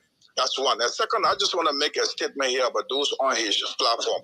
All those Liberians that are on that platform, I think they should do the horrible thing to just resign from that platform because they are associated with a kind of a condemned criminal right now. So like this, the Ben Savi, the Kef Hassan, the Timothy, the Dr. Richardson, all those people need to resign from that platform because they're associating themselves with a guy who is being condemned. So this is what I want to appeal to them to do because at the end of the day, this guy is nailed. So that platform will not continue. So I'm making that statement like, they can't keep going on thinking that it's going to be, I can tell you the next couple of days, that station got to go down because that guy's not going out of that hole. He's been hooked, and this is it. So they need to leave that place. They shit on that thing, thinking like everything going to be speak and spy. It's not like that. It's already nailed. I mean, that's it. Okay. That's what I want to make. That's a contribution I want to make on the platform. Okay. Thank you. Thank you. Thank you, Mr. Kamara. But just before Cyrus continues, Cyrus making very salient point. I'm a witness to what he's saying regarding the Filipino stuff. They have this something called OFW, Overseas Filipino Workers, and I have been to a maritime academy in the Philippines in Cebu City, where there's Norwegian guy, and they have one also in Manila. I think several in Manila, but I've also been to that one in Manila, where these Norwegian guys go, they sponsor the students when they graduate, and they bring them to Europe and distribute them, and then they get whatever they get in return. But the point that Jima just made, I have some unconfirmed reports that even the government of Liberia is trying to close down our spoon network in Liberia, but they are still making negotiations. It's not confirmed. It was just information that somebody passed on to me, or we're waiting for more development. So, Sarah, continue your point. Like I said, that's a very okay. Let me continue my point, but let me also maybe piggyback on what the callers just said. And to say that we must be careful. All right. Mm-hmm. Mm-hmm. Yeah, so the notion is that, these people have committed a crime. The Department of Justice has unsealed an indictment. And everybody say, oh, the American people going after you, they may not get all the evidence. Let me say a few things first. First, under the laws in this country, in this jurisprudence, there is a presumption of innocence. If they're proven guilty. So if you unseal an indictment, that is the beginning of the process. They've been charged. So if they pursue that, if it's not negotiated out of that stage, it will go to court, and that the court will determine culpability. So let's not jump ahead of ourselves. Okay, but does that? I've seen mafia men in Chicago who everybody knows kill somebody with the right lawyers and the right money. He goes back home. The other thing that we also have to consider, because in the process, and one of the mistakes we make in Liberia all the time, right? We disregard the law where it looked like sentiments of settlement. Yeah, everybody say, oh, my man, they made this Sunday, man, let's grab him and let that be him. There are reasons why the laws are there. I don't know the form of organization that the Spoon Network has, but in the United States, if you have a corporation, that corporation is a distinct entity, separate from its owner. From yourself, yeah. If that corporation is recognized by New Jersey law or Delaware law, except you can attach that corporation to criminal activities, right? Then you cannot just close the corporation because somebody who is a shareholder in the corporation has been accused of a crime. So let's be careful how we look at this. Well, it may very well be that the way they did their business is easier for the people to connect the money to all the other things they're doing. We don't know that yet, right? But to say the people who to the school Sunday, they will just start running away. I think that too far-fetched. And on behalf of justice, It's proper when the appropriate authorities believe that a wrong has been done for them to pursue those people, but those people also have a recourse under the law to seek defense of themselves. It is the legal procedure that's going to determine guilt. Let's not start running people all the time too early and making presumptions that, oh, the people, they've been doing it since 2018, they know everything. Fine, know everything. When they go to court, they'll prove it. and let them convict them. Yeah, Yeah, but let Sarah, not throw the yesterday brother under the bus before the day on his before. phone show yesterday, what Witherspoon himself came and he said everything was okay, all was well. He was at his home, despite reports that were in like circulating among Well, listen, Liberians what that do you expect? What do you expect him to say? Do you no, expect him to but say that the police came in, and they I'm just trying arrested to me and they remind. kept me to the police station and my lawyer post bond for me? You expect him to explain that? No, but I'm just trying to relate it to what you're saying that the law will have to take its course because the main man involved in the thing, the man said everything was okay, and then when you quote the law that the presumption of innocence, so then it comes to play that yeah, Linford, everything will be all right until the the court. But pastor, Lincoln, I'm the not, pastor saying, said, the I'm not pastor said, suggesting, Sarah, that there's not a big deal. The fact that an indictment has been unsealed, that they're charging with wire fraud and all that, it's a big deal. And you have the entire federal government, the Department of Justice, with almost unlimited resources up against you. That's a big deal. But there are many things that can happen. You can get lawyers who can find a way to exonerate you of that. You can also negotiate with the United States government. You can go sit down in good faith and you can work a deal. I know people who were involved in similar nursing fraud. They had clinics or hospitals here. They were making bills to the federal government for people who had even Yeah, died I remember when I was there in 2016. using the I social witnessed some case security like that. number. And today they are free and they can still rob Mercedes Benz. So now it's just that the entire scenario is unfortunate. It's just bad news and bad press for the kind of work they were doing from the media side with Spoon TV because they were very critical and they put themselves in a position where they would be critical of things, which was not bad.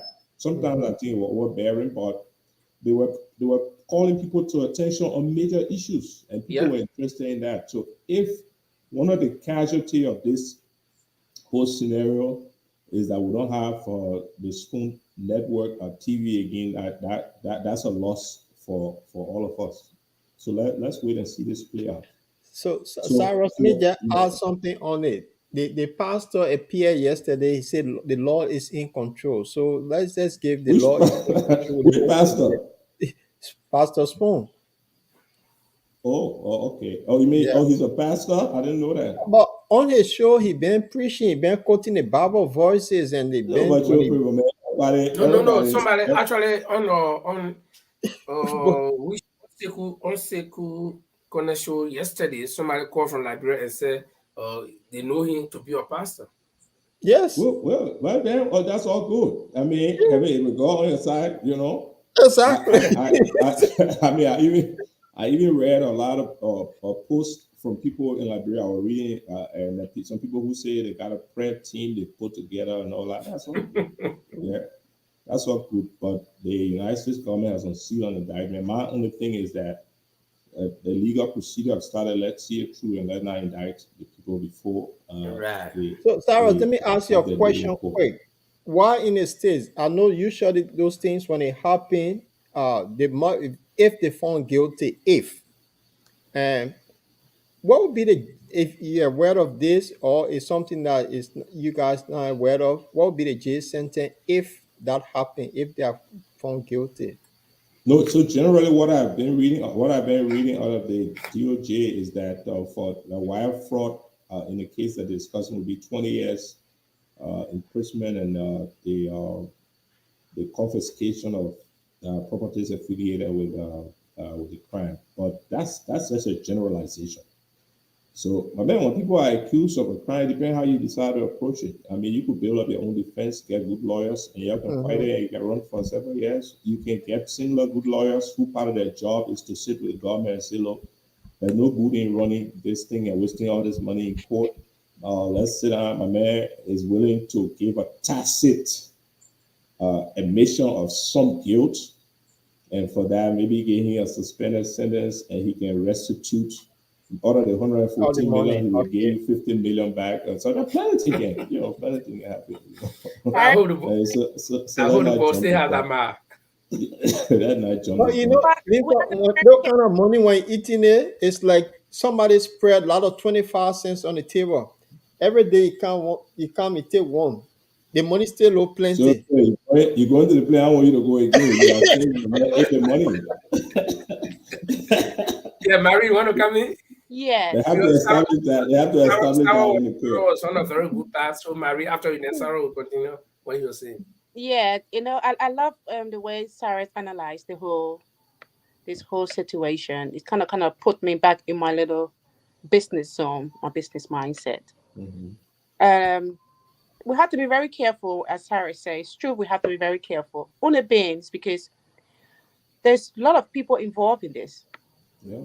Not only this guy that is because he's the director of the company, so his name is on front page because he's the director of the company. However, the nursing school that was that this degree was taken from, they're also in trouble as well. If you look at it rationally. So on that end, or Mary, the feds are saying that all the 3 nursing schools are closed and they Close. cannot reach the owners. So they do not automatically they do not exist. Now they were legal entities, or they were licensed institutions, but on the Smelter Act, they took their position in themselves. So this is going to be a long haul. Let's see how it plays out. And the Wow. other thing is the people who receive the diplomas, while they are seeking to have their diplomas or licenses revoked, they will not be prosecuted. So that's a whole different ballgame. The focus is only going to be on. Oh, that's a good news because that was one of the people who- concerns. That was one of the concerns that people started talking or raising, that these people they pay the hard-earned money, then at the same time they're going to grab them and probably prosecute them. So if they get revoked, well, they will lose. No, But they're not going to be prosecuted. But I mean, imagine you've been practicing as a nurse for 10 years, and so they just, oh no, they pull out if rope you for get all your you. map back, nobody the experience, man, the experience, it can take you It's going to through. be catastrophic for many people. I mean, it's just not a good news. I mean, that's why people have to think twice, and that's why I was going with the earlier discussion about the Philippines, right? Continue. Look, we need to think differently. Look, there's so much opportunities we have as a country, Liberia, because of our relationship with the United States and many other wealthy countries that we can leverage. I mean, I had an issue the other day with my phone, or my son's phone. I couldn't get, and I called, it just dropped. He called me a drop, but you can call somewhere else. So I called the number they gave me for customer service for the phone company, so that person would give me technical service. And that person was speaking almost a foreign dialect. They probably took that call center and they put it in some village in India.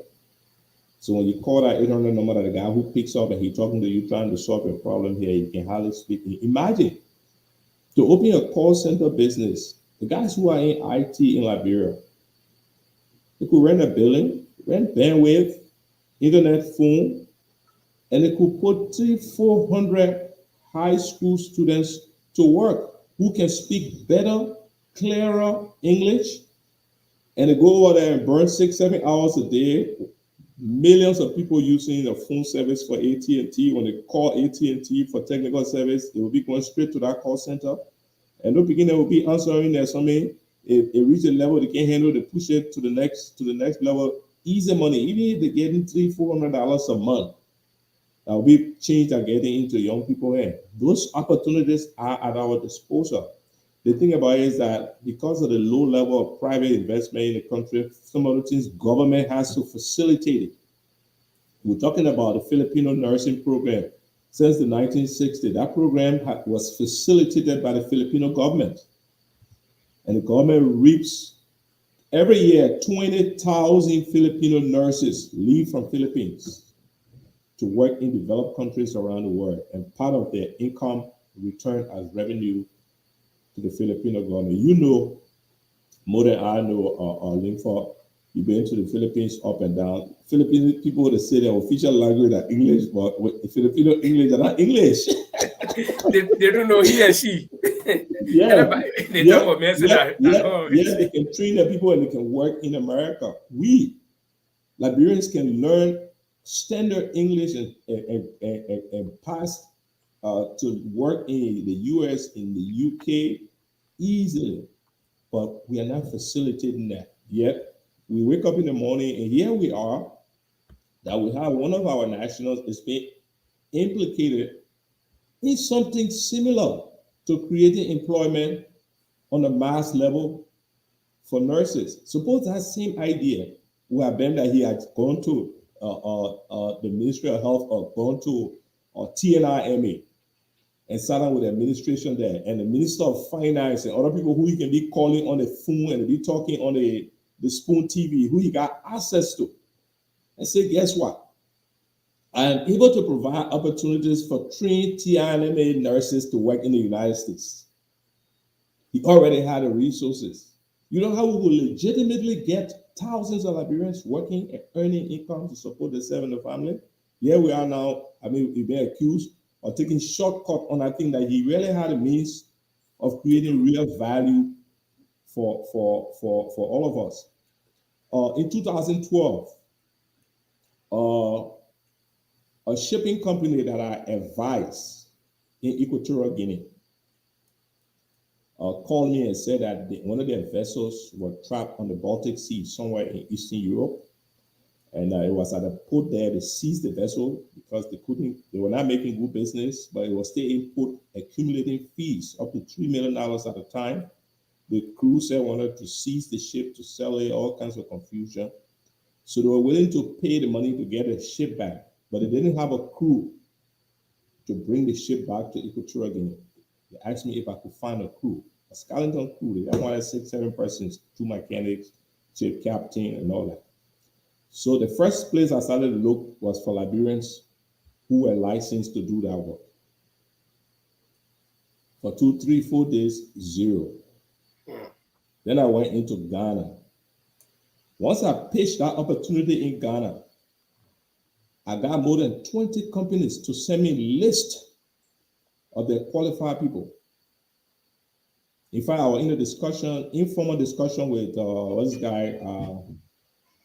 What the guy named Jackson. What a big brother Jackson name for London School of Economics.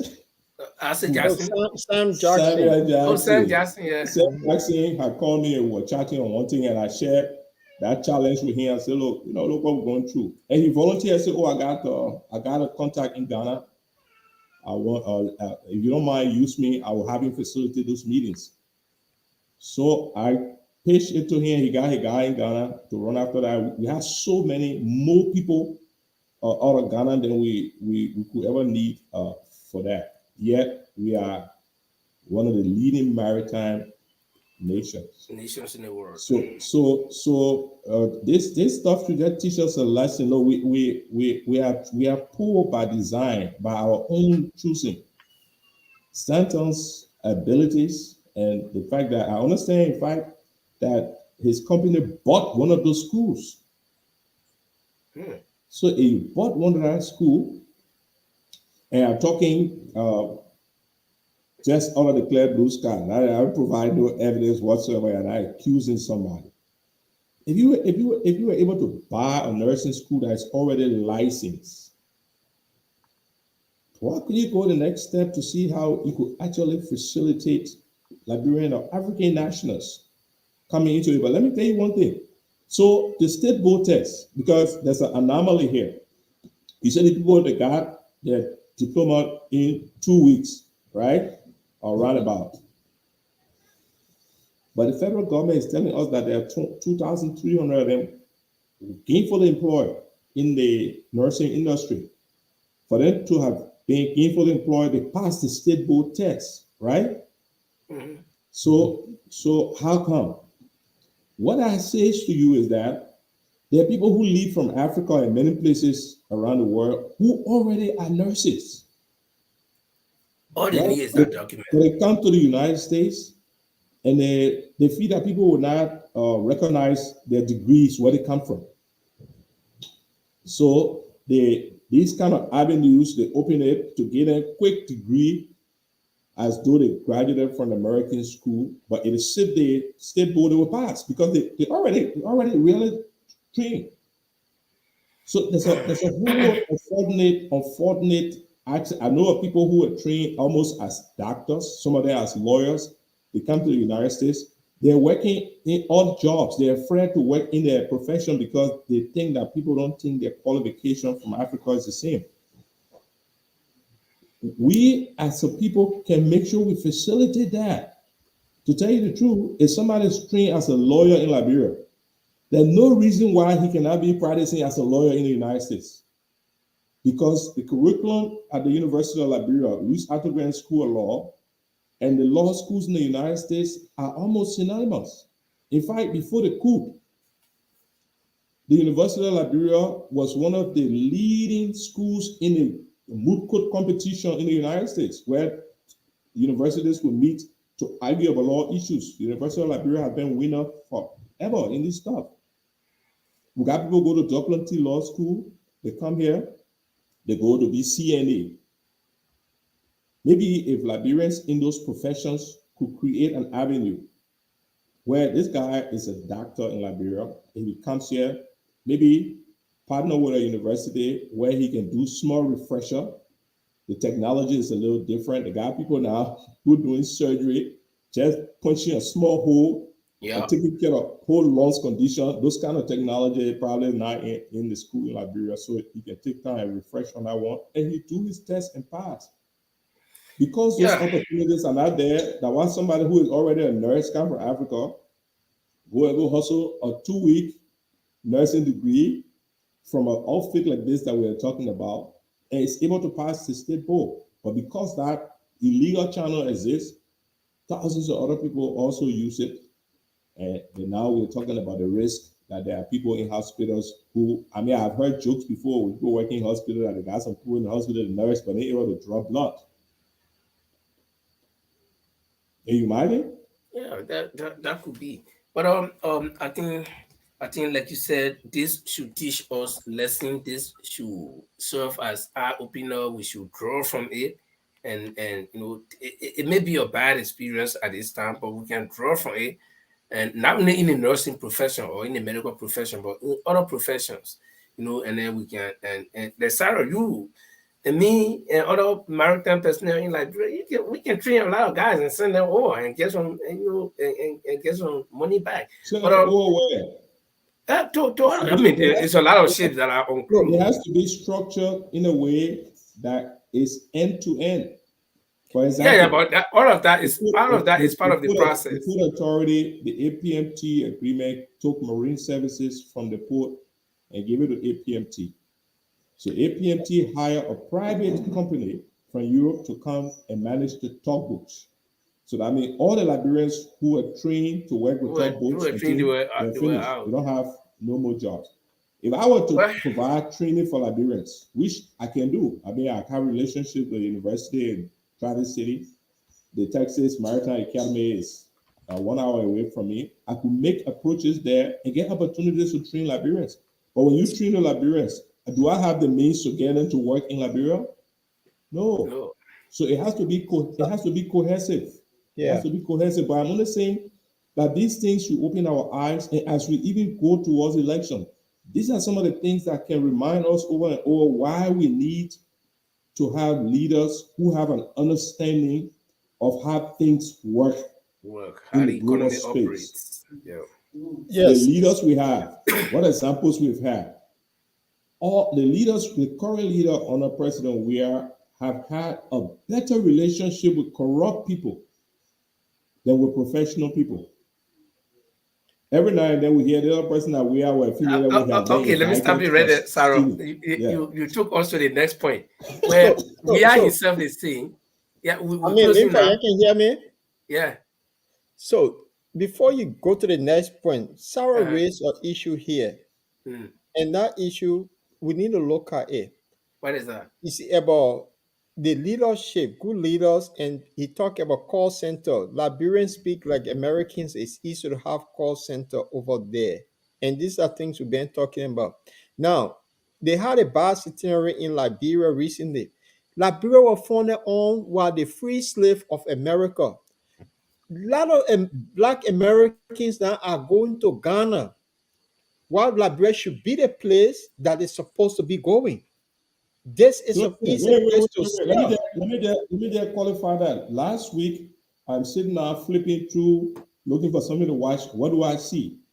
Harvard University business class of 2023. The whole class went to Ghana for 2 weeks. About the last week before they could leave, they were hosted by the president of Ghana at his palace, and asking questions about their experience. And why would Harvard University, that we, Liberia, one of the founders of the Harvard Law School, Seymour Greenleaf, was the one who oversaw the writing of the Liberian Constitution Constitution. Yeah. in 1846. We have a closer relationship with these people. The founder of the American Colonization Society, Robert Finley, came from Princeton University. If you look at our relationship with the university's past, the first three persons to graduate from from medical school in the United States, three black people, were all Liberians, where black people in America were not allowed to go to those schools. We have those relationships. We can leverage it here close to us, Purview A&M. They have the biggest and most renowned cattle or goat racing program. Do you know that they were attached to BWI? One of the guys tell me that one time they had more than 10 professors at BWI. What has happened to all those relationships? Some of the Bad reasons leadership. why we cannot leverage them is all of a sudden, the people who are making the decisions that's supposed to create profitability in our country are completely oblivion to the opportunities that the country has to be able to leverage relationship. If you Bad, leave for bad. get up just now and create a call company and sit down with AT&T, say, guess what? I will provide a 24-hour call service all of Liberia. I will set up internet there. I will train our people on the basic things that the answers that they need to give to the customers to troubleshoot. And you leave for here and go to Monrovia and sit down with the LTA people and say you want to set up that company, they will run you through the pipe forever, and you will not be able to set up that company. Bad leadership, Yeah. corruption, like you mentioned, that even this very administration that we are under now has been in contact with more corrupt people than good people or good decision makers. Now, and that takes us to the final thing, just 1 minute each, we'll throw light on it, which is President Weah promising that he will fight corruption. And this is an age-old thing that we've been hearing from all leaders. But what makes President Weah's own very unique is that after 5 years of his administration, almost going to 6 years, where he'll be leaving office, maybe or not, nobody can decide now. But he is now making this vow at this last minute. Okay. So, and then the citizens, in fact, they suspect him of being corrupt. Okay. So, how can one fight a system that is engulfed in? So, that's the question. How effective will it be? So let me make a quick announcement before Marie comes in. This program is actually aired on the Bottom Radio, and is also on YouTube.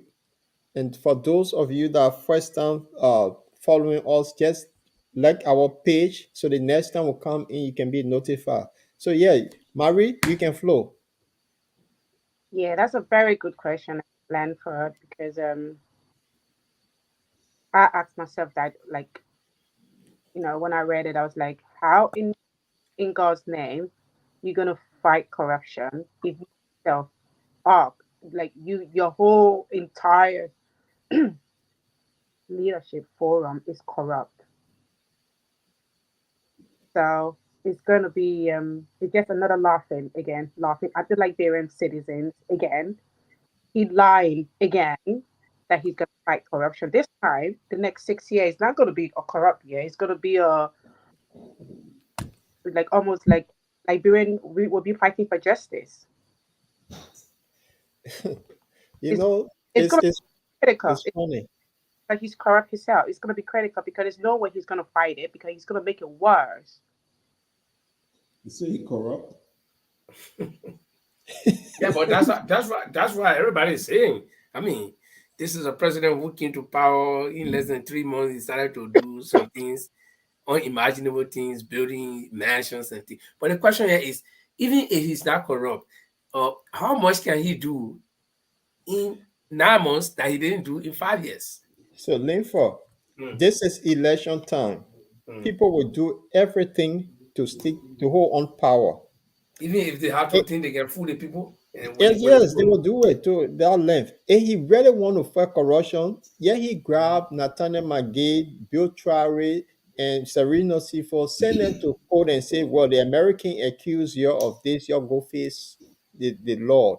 Then we know he's going to fight corruption because there was great allegation on them regards to what they did, and they were sanctioned, and he sacked them. So it while sack people and you don't prosecute them, so people need to have a day in court. Let everybody know what the American came up with, what the evidence they have on these people for them to be sanctioned. Then we know he's serious of fighting corruption.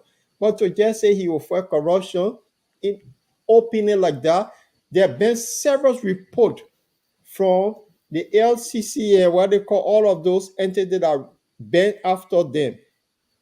You talk about the woman who was responsible for the rest, the agriculture minister. There's so many of them that have been accused. So if he start with the people that were sanctioned, then we know he's serious to fight corruption.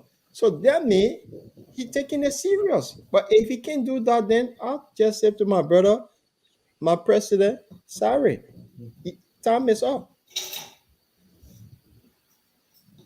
Well, are you ready for me to say something I was saying? yes, Go, I mean, yeah, say something. So this is the way I see it. First, we have to understand that we have just around 7 or so months to elections, right? Mm, I'll say a couple of things, but I will come to what I'm trying to say. In a democracy, the system of selecting our leaders and governing that we have adopted, there is a requirement for the population to be an informed population. Because you're saying that the decision to choose leader is in the hands of the people. If the people are not informed, then they're taking a risk because they've been making decisions that are not right. George Weah. I really don't blame George Weah for anything he's doing in Liberia. But George Weah decided to run to be president. He has tested himself in the Senate before the Liberian people. That's right. Almost all the Liberian people knew that George Weah could not run the country. In fact, at the Senate, the joke is that George Weah, while the deliberations are on, he will have a pencil and he got a paper and he will be drawing. You know, the beginning they can write with a big head and they put a line and they put a photo. to be kicking football. That's why he'll be drawing. So he did not represent himself to the Liberian people as one who would solve their problem with any specifics. Remember, when he was running, he did not give any debates, no interview. He didn't have a platform to say what he would do and what he wouldn't do. Yet the people elected him. We have another opportunity again in October. We need to remind our people to look back from where we came and decide whether it makes sense to elect George Weah again as president. I have no confidence in anything George Weah say about corruption or not corruption. It's just talking. I don't see which president of Liberia in our history will leave the country for 2 months, mostly to go and watch football game. So I have no confidence in him. But let me come back. The people who are the stakeholders who either benefit or suffer from the quality of leadership is the Liberian voting population. In the 18th century, there was a French philosopher called Joseph de Smythe. France elected a bad leader, and everybody was complaining. And when they asked him, they were very controversial. You know what was his answer? He said, in the democracy, people deserve the government again. Yeah. Because the government is a macrocosm of the people. They see themselves in the government. Inside If you think that things supposed to be bad for you, you look at somebody who you know can do nothing for you, you elect him. And you let the person. If you are forward thinking, you will look for somebody who manifests the ability to think forward and develop your country. So as we go through these things, some statements are being made about fighting corruption by President Weah. Let's be conscious and make a decision as we go to October. If majority of the people decide again that, oh, yeah, man, he did well, we'll make him president, well, okay, we'll go through it. They have to live with the result we'll of live that. with the consequences, yeah. Okay. Now, I think it's fair enough, Saros. We want to say thanks a lot. Sometimes I feel guilty when I grab you unaware and just say, my man, come on the show and you say I'm coming and like, when I'm maybe somehow all of these. Once I say I come here, maybe I will be late. But if a while I have the chance, I probably need to announce this to our audience so I can capture some of the people who follow you. Last year, between the end of the first round of elections in October and the runoff, it was very controversial in Liberia because Bromsky had taken the Elections Commission to court. They were asking to nullify the elections. There were a lot of uncertainty in the country. So I partnered with a couple of guys and we put a program on the air called Election Central. So for 1 hour every day, we're informing the people what was going on, what the legal issues were, what the concerns were, trying to allay their fear that there would be an interim government. And it was a very, very successful 55 hours of program leading to the runoff elections. This election year, I have been urged to reinitiate Election Central. So we will be launching the first edition. We'll do it on a weekly basis on a Sunday for 2 hours. We'll deal with elections issue, but we'll also deal with governance issue. So for example, on the 5th of February, we'll run our first edition. I will start sending some ads out. We have some former officials of the Elections Commission, one of them including the former executive director. We're trying to get the former director for political affairs, the former director for elections education. And we'll discuss some of the controversial issues right now with elections, the voters' roll, transporting people, the biometrics, and some of the rules in the elections law that have not been implemented. For example, if a party or candidate does not get 2% of the vote, it's supposed to be delisted. We have not seen that happen. We'll be discussing that. But in council with that, we'll discuss election and we'll also discuss governance. So on this day, we'll talk a little bit about what's happening at Elections Commission, give some insight. Then we'll say, okay, let's look at state-owned enterprises.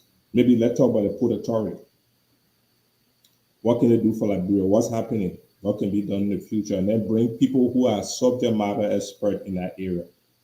The second edition of our program is Sunday after February 5th. We'll be discussing health care, Liberian health industry, and I will be bringing some Liberian doctors and people who are managing that industry. So I'm letting you know that we'll be reaching out to you guys. We'll try to create as wide an audience as possible. I will even talk to you, Linford, to see if, in fact, you guys can syndicate our program into your network also, so we can create more content. Okay. Yeah, we be there. Good. We need to do some talking beyond land. That's it. So, but it's once it's in the interest of Liberia, I'm sure we all have to put in efforts that will transform the country. Because if we just talk and do not make certain efforts, I think it will be like what we say in Liberia, putting water on ducks' back. So every little drop of idea in the bucket will make some impact, and especially this period leading to elections is very critical. Like you just said, quoting that Charles Smythe man from France, that the government is your own creation. So whatever you put in is what you get. If you make farm, you plant What are you rice. complaining about? Yeah, you're gonna harvest rice. So Yeah. so we stand by to do all But we can. all you that live for, I mean, I know people that innuendos here and there, and maybe it would be a good idea to make the round between the two of you from your own vantage point. Mhm. How do you think your government has performed within the last 5+ years? That's Yeah, right. Paul, you go. Oh, my government did extremely well. That's why we're putting them out. They perform poorly, and I stand with them. Or They start speaking into yeah. See the thing. And then see the thing. So, Paul, in category, what stand out for you that you are particularly concerned about? The thing, my concern is security Hmm. with this government. And Cyrus, you've been on the ground. If you go to Morrofield now, if you don't have a car, by 6 o'clock, you'll be in your local area. You cannot move anywhere else. That security is one of the issue in Liberia. I don't see it. I don't see them doing anything about security and the mysterious death that have happened. That enforce my thinking and what they have done. Security is my thing in So, Liberia. security, maybe I should give you some real life situations. So, while in Liberia, my car has been broken into twice. My windshield has been smashed while I was sitting in the car on the Congoton back road because some big weeks people were coming and they said that why I didn't move from the road even though there was a bigger or they smashed the glass. My apartment has been broken into twice. Hmm. And mind you, I am in a much better situation to be able to take care of myself than many, many, many, many people. Mhm. Well, Marie, what stands out for you as regards the performance of this government? According to Cyrus's question, now is it is the security, the economy, what No, what? she didn't say she's not happy, though. Oh, I, I haven't. I grew up here. I haven't been down to Liberia. I don't have a like a primary research on the ground. My answer would only be based on secondary research, Mhm. which would be directly to the healthcare. I still believe the mental health issues in Liberia it is ramped. I do see like a lot of videos coming out of there, and as we mentioned before, like the abusing of substance, the young girls, the young boys, the cost of living. I know it's a crisis, it's a global crisis, but from my mother's and my father's country, it's it's a big concern to me. That's one of the reasons I brought me to this platform. That I had to call Paul and say I need to be in there. I want to kind of like to help. I want to help, most especially in that environment.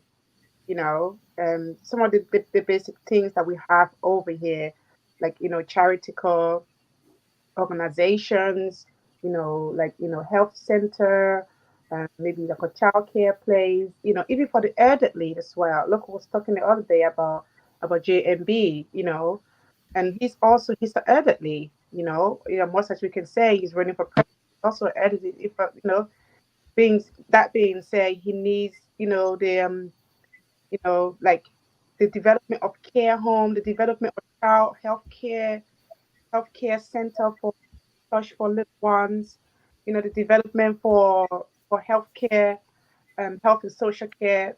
It is, it is I believe that it's paramount that Liberia need these things.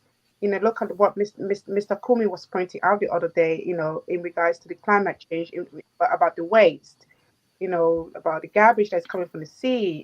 People, I heard that pieces is being left at the seaside. I hear that pieces is being left, you know, maybe behind you. All these kind of health things. It gives me sad tummy that I'm here. Fortunately for me, I'm over here. I cannot reach my hands out and say I want to help you. So being part of this platform, you know, speaking my little brain, being it going in Liberia, maybe they will help us. It will help us well. People who love to watch this kind of program would say, "Oh, she's a young generation as me. She's crying out for these things that maybe we need to kind of like start to work on these things." You know, yeah, that's one of the things I believe it's so fundamental. Like everything that is out there, like all of these corrupting, biography, this one, that has is very important. But the healthcare, the healthcare, the healthcare. I just lose my grandmother only down to negligence because up to now I still don't know why my grandmother passed away. They just say, "Oh, she passed away in her sleep," but did not give me any health record of what happened, what didn't happen, what led to it, what didn't lead to it. She always complained about problem with her heart. In the nighttime, she goes to bed. I mean, all these things, you know, looking after the elderly, giving a good primary care, the young babies that is being born as well, that will have to be going to health clinic. You know, it's I mean, I'm saying it, I'm getting so emotional about it because it's so important. You need good governance for that to happen. That's it. Yeah, well, for me, what what what I was saying is that the government failed in every aspect uh, of governing. They failed. This body flat. Um, but what stands out for me is the economy, and the reason why I point out the economy is that you know everywhere in the world people get sick. Health issues are there, even in America, advanced countries. Health issues are there. Everywhere in the world, we got security risk, depending on what people want to do. But most of what happens in Liberia, our security problem is kind of connected somehow to economic problems. Now, look at the number of what we call so in Liberia now. We didn't have those people many years ago when I was growing up. I used to take my Willow Market and walk from Bypass all the way Crown Hill, from Crown Hill Cinema, Roxy, Gabriel, and then I'm coming home at 3 or 4 o'clock in the morning. My Willow Market is empty. They finish buying all my candy, my everything. My Willow Market, I put on my hair, I start walking, coming. Nobody will say, "Hey, picking can you?" Or I will not see anybody and be suspicious and run. But because the economy is bad, a lot of bad people take advantage. Now, hungry people, the Zogos, they want to eat. If these people, if they have enough food, if parents are working, children are in school, you will not have this kind of thing happening. You not. Nobody wants a child to be in the street selling water or going and checking people's cell phones and all that thing. No, but because the economy is bad, people cannot afford. Children cannot go to school, and then when the economy is bad, there will be no money, no support to the hospital. Okay, so the health issues will increase. You spoke about mental health. People, when you have problem on your mind, you can get mad. Suddenly they're bothering the same thing. The same thing bothering every day, bothering you. You tend to succumb to it and resort to doing something else. So mental issues, all of them come from bad economy. Here, sick people, a lot of sick people laying in the hospital. I work at a hospital sometimes. I see a lot of sick people, and then I say to myself, "We're in a advanced country, but why are these people sick?" Hmm? So sickness is there, but these people who are sick, they are even better than people who are well in my country. Okay, and so the economy. I think when the economy is good, people are working. All the troubles that we got, all the demonstrations that we got. One day you see people complaining about pay.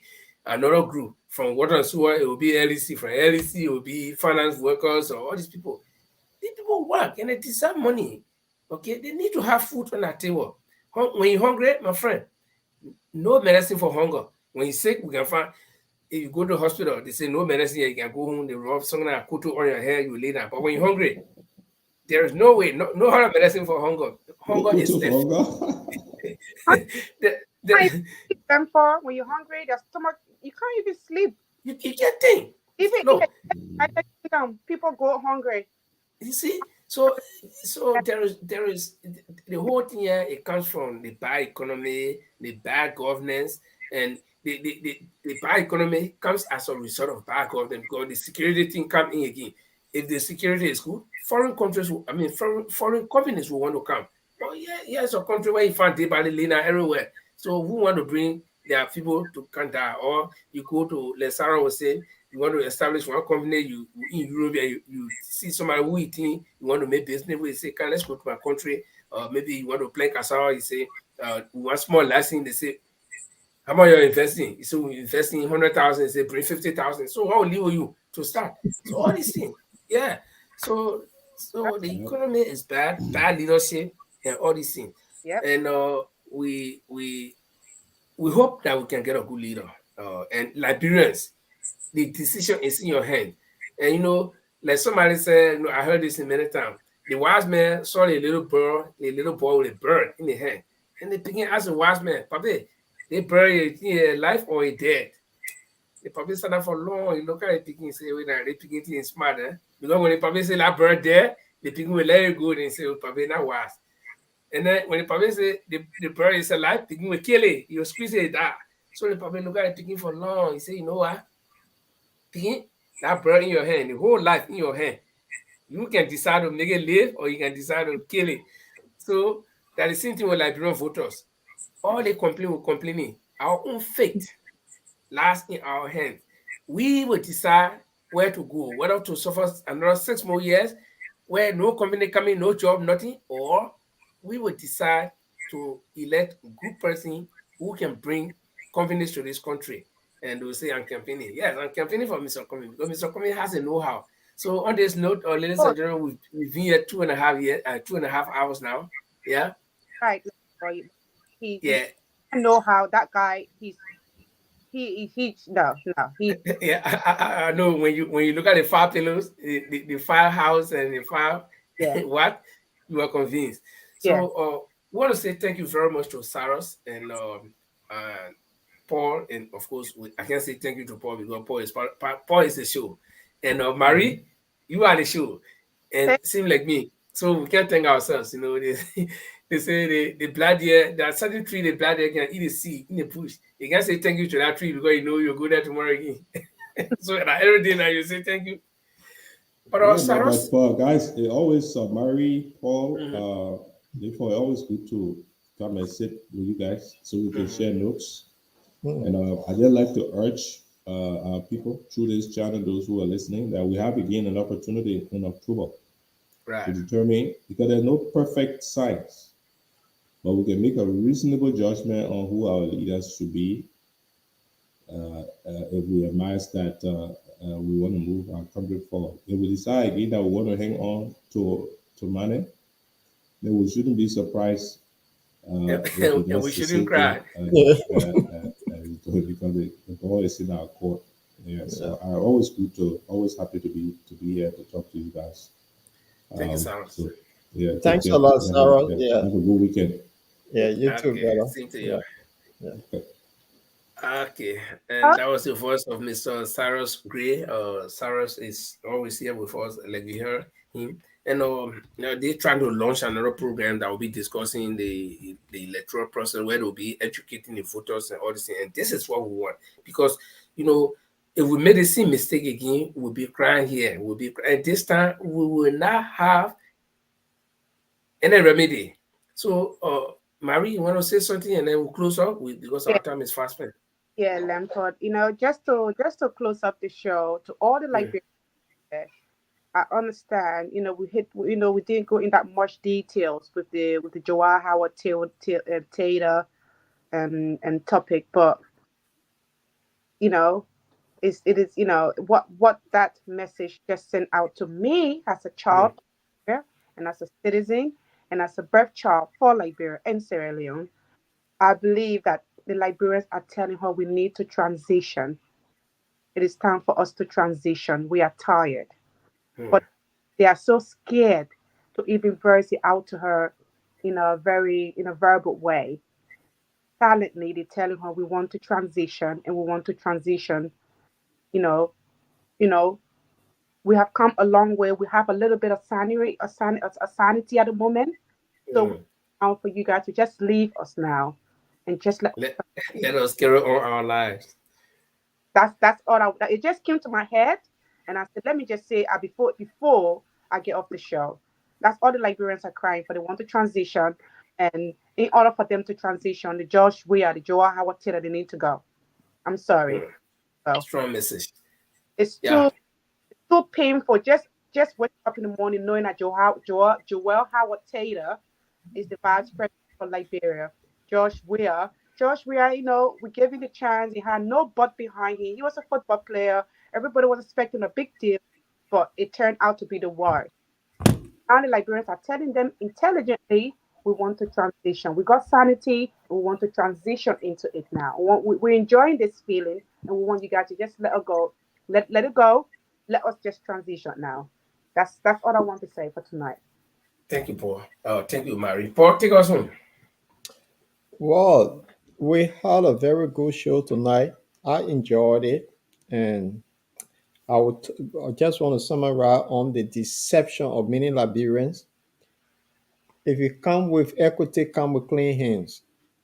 If not, don't go after your fellow man, because if you have a glass building, don't throw stone, because it come back to bite you.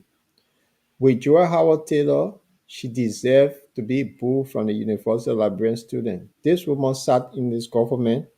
There have been a lot of rape cases against women. She have not said a word.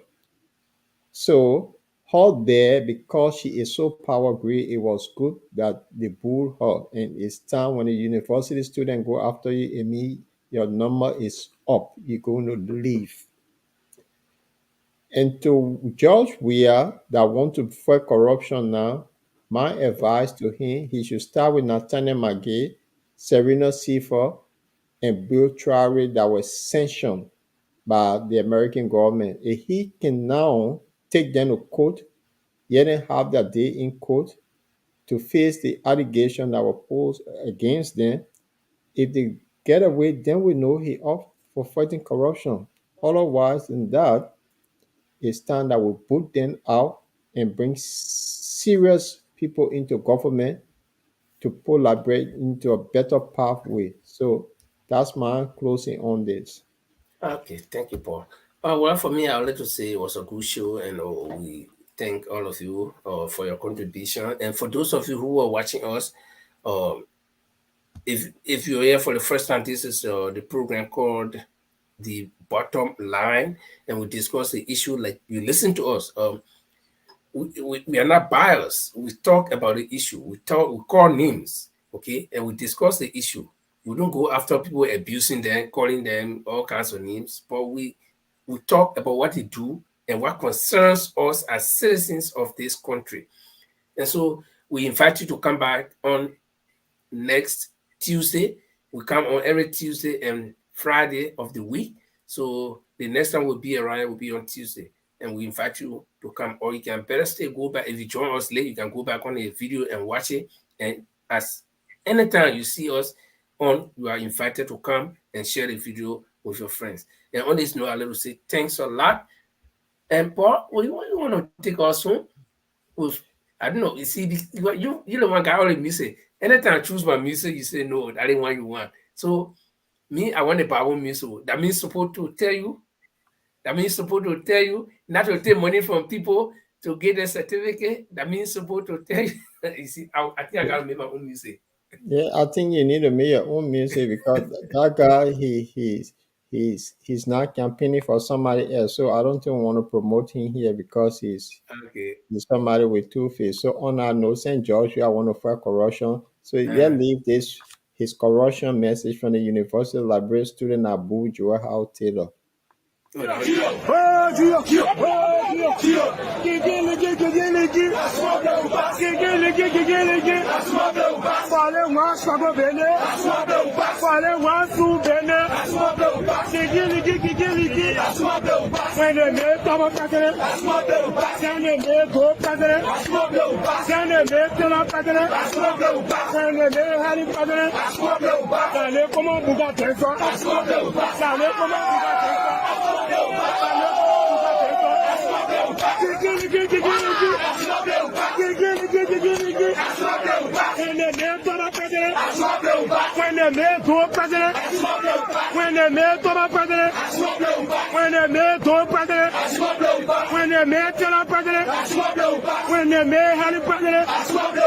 allez comment Bougatin ça?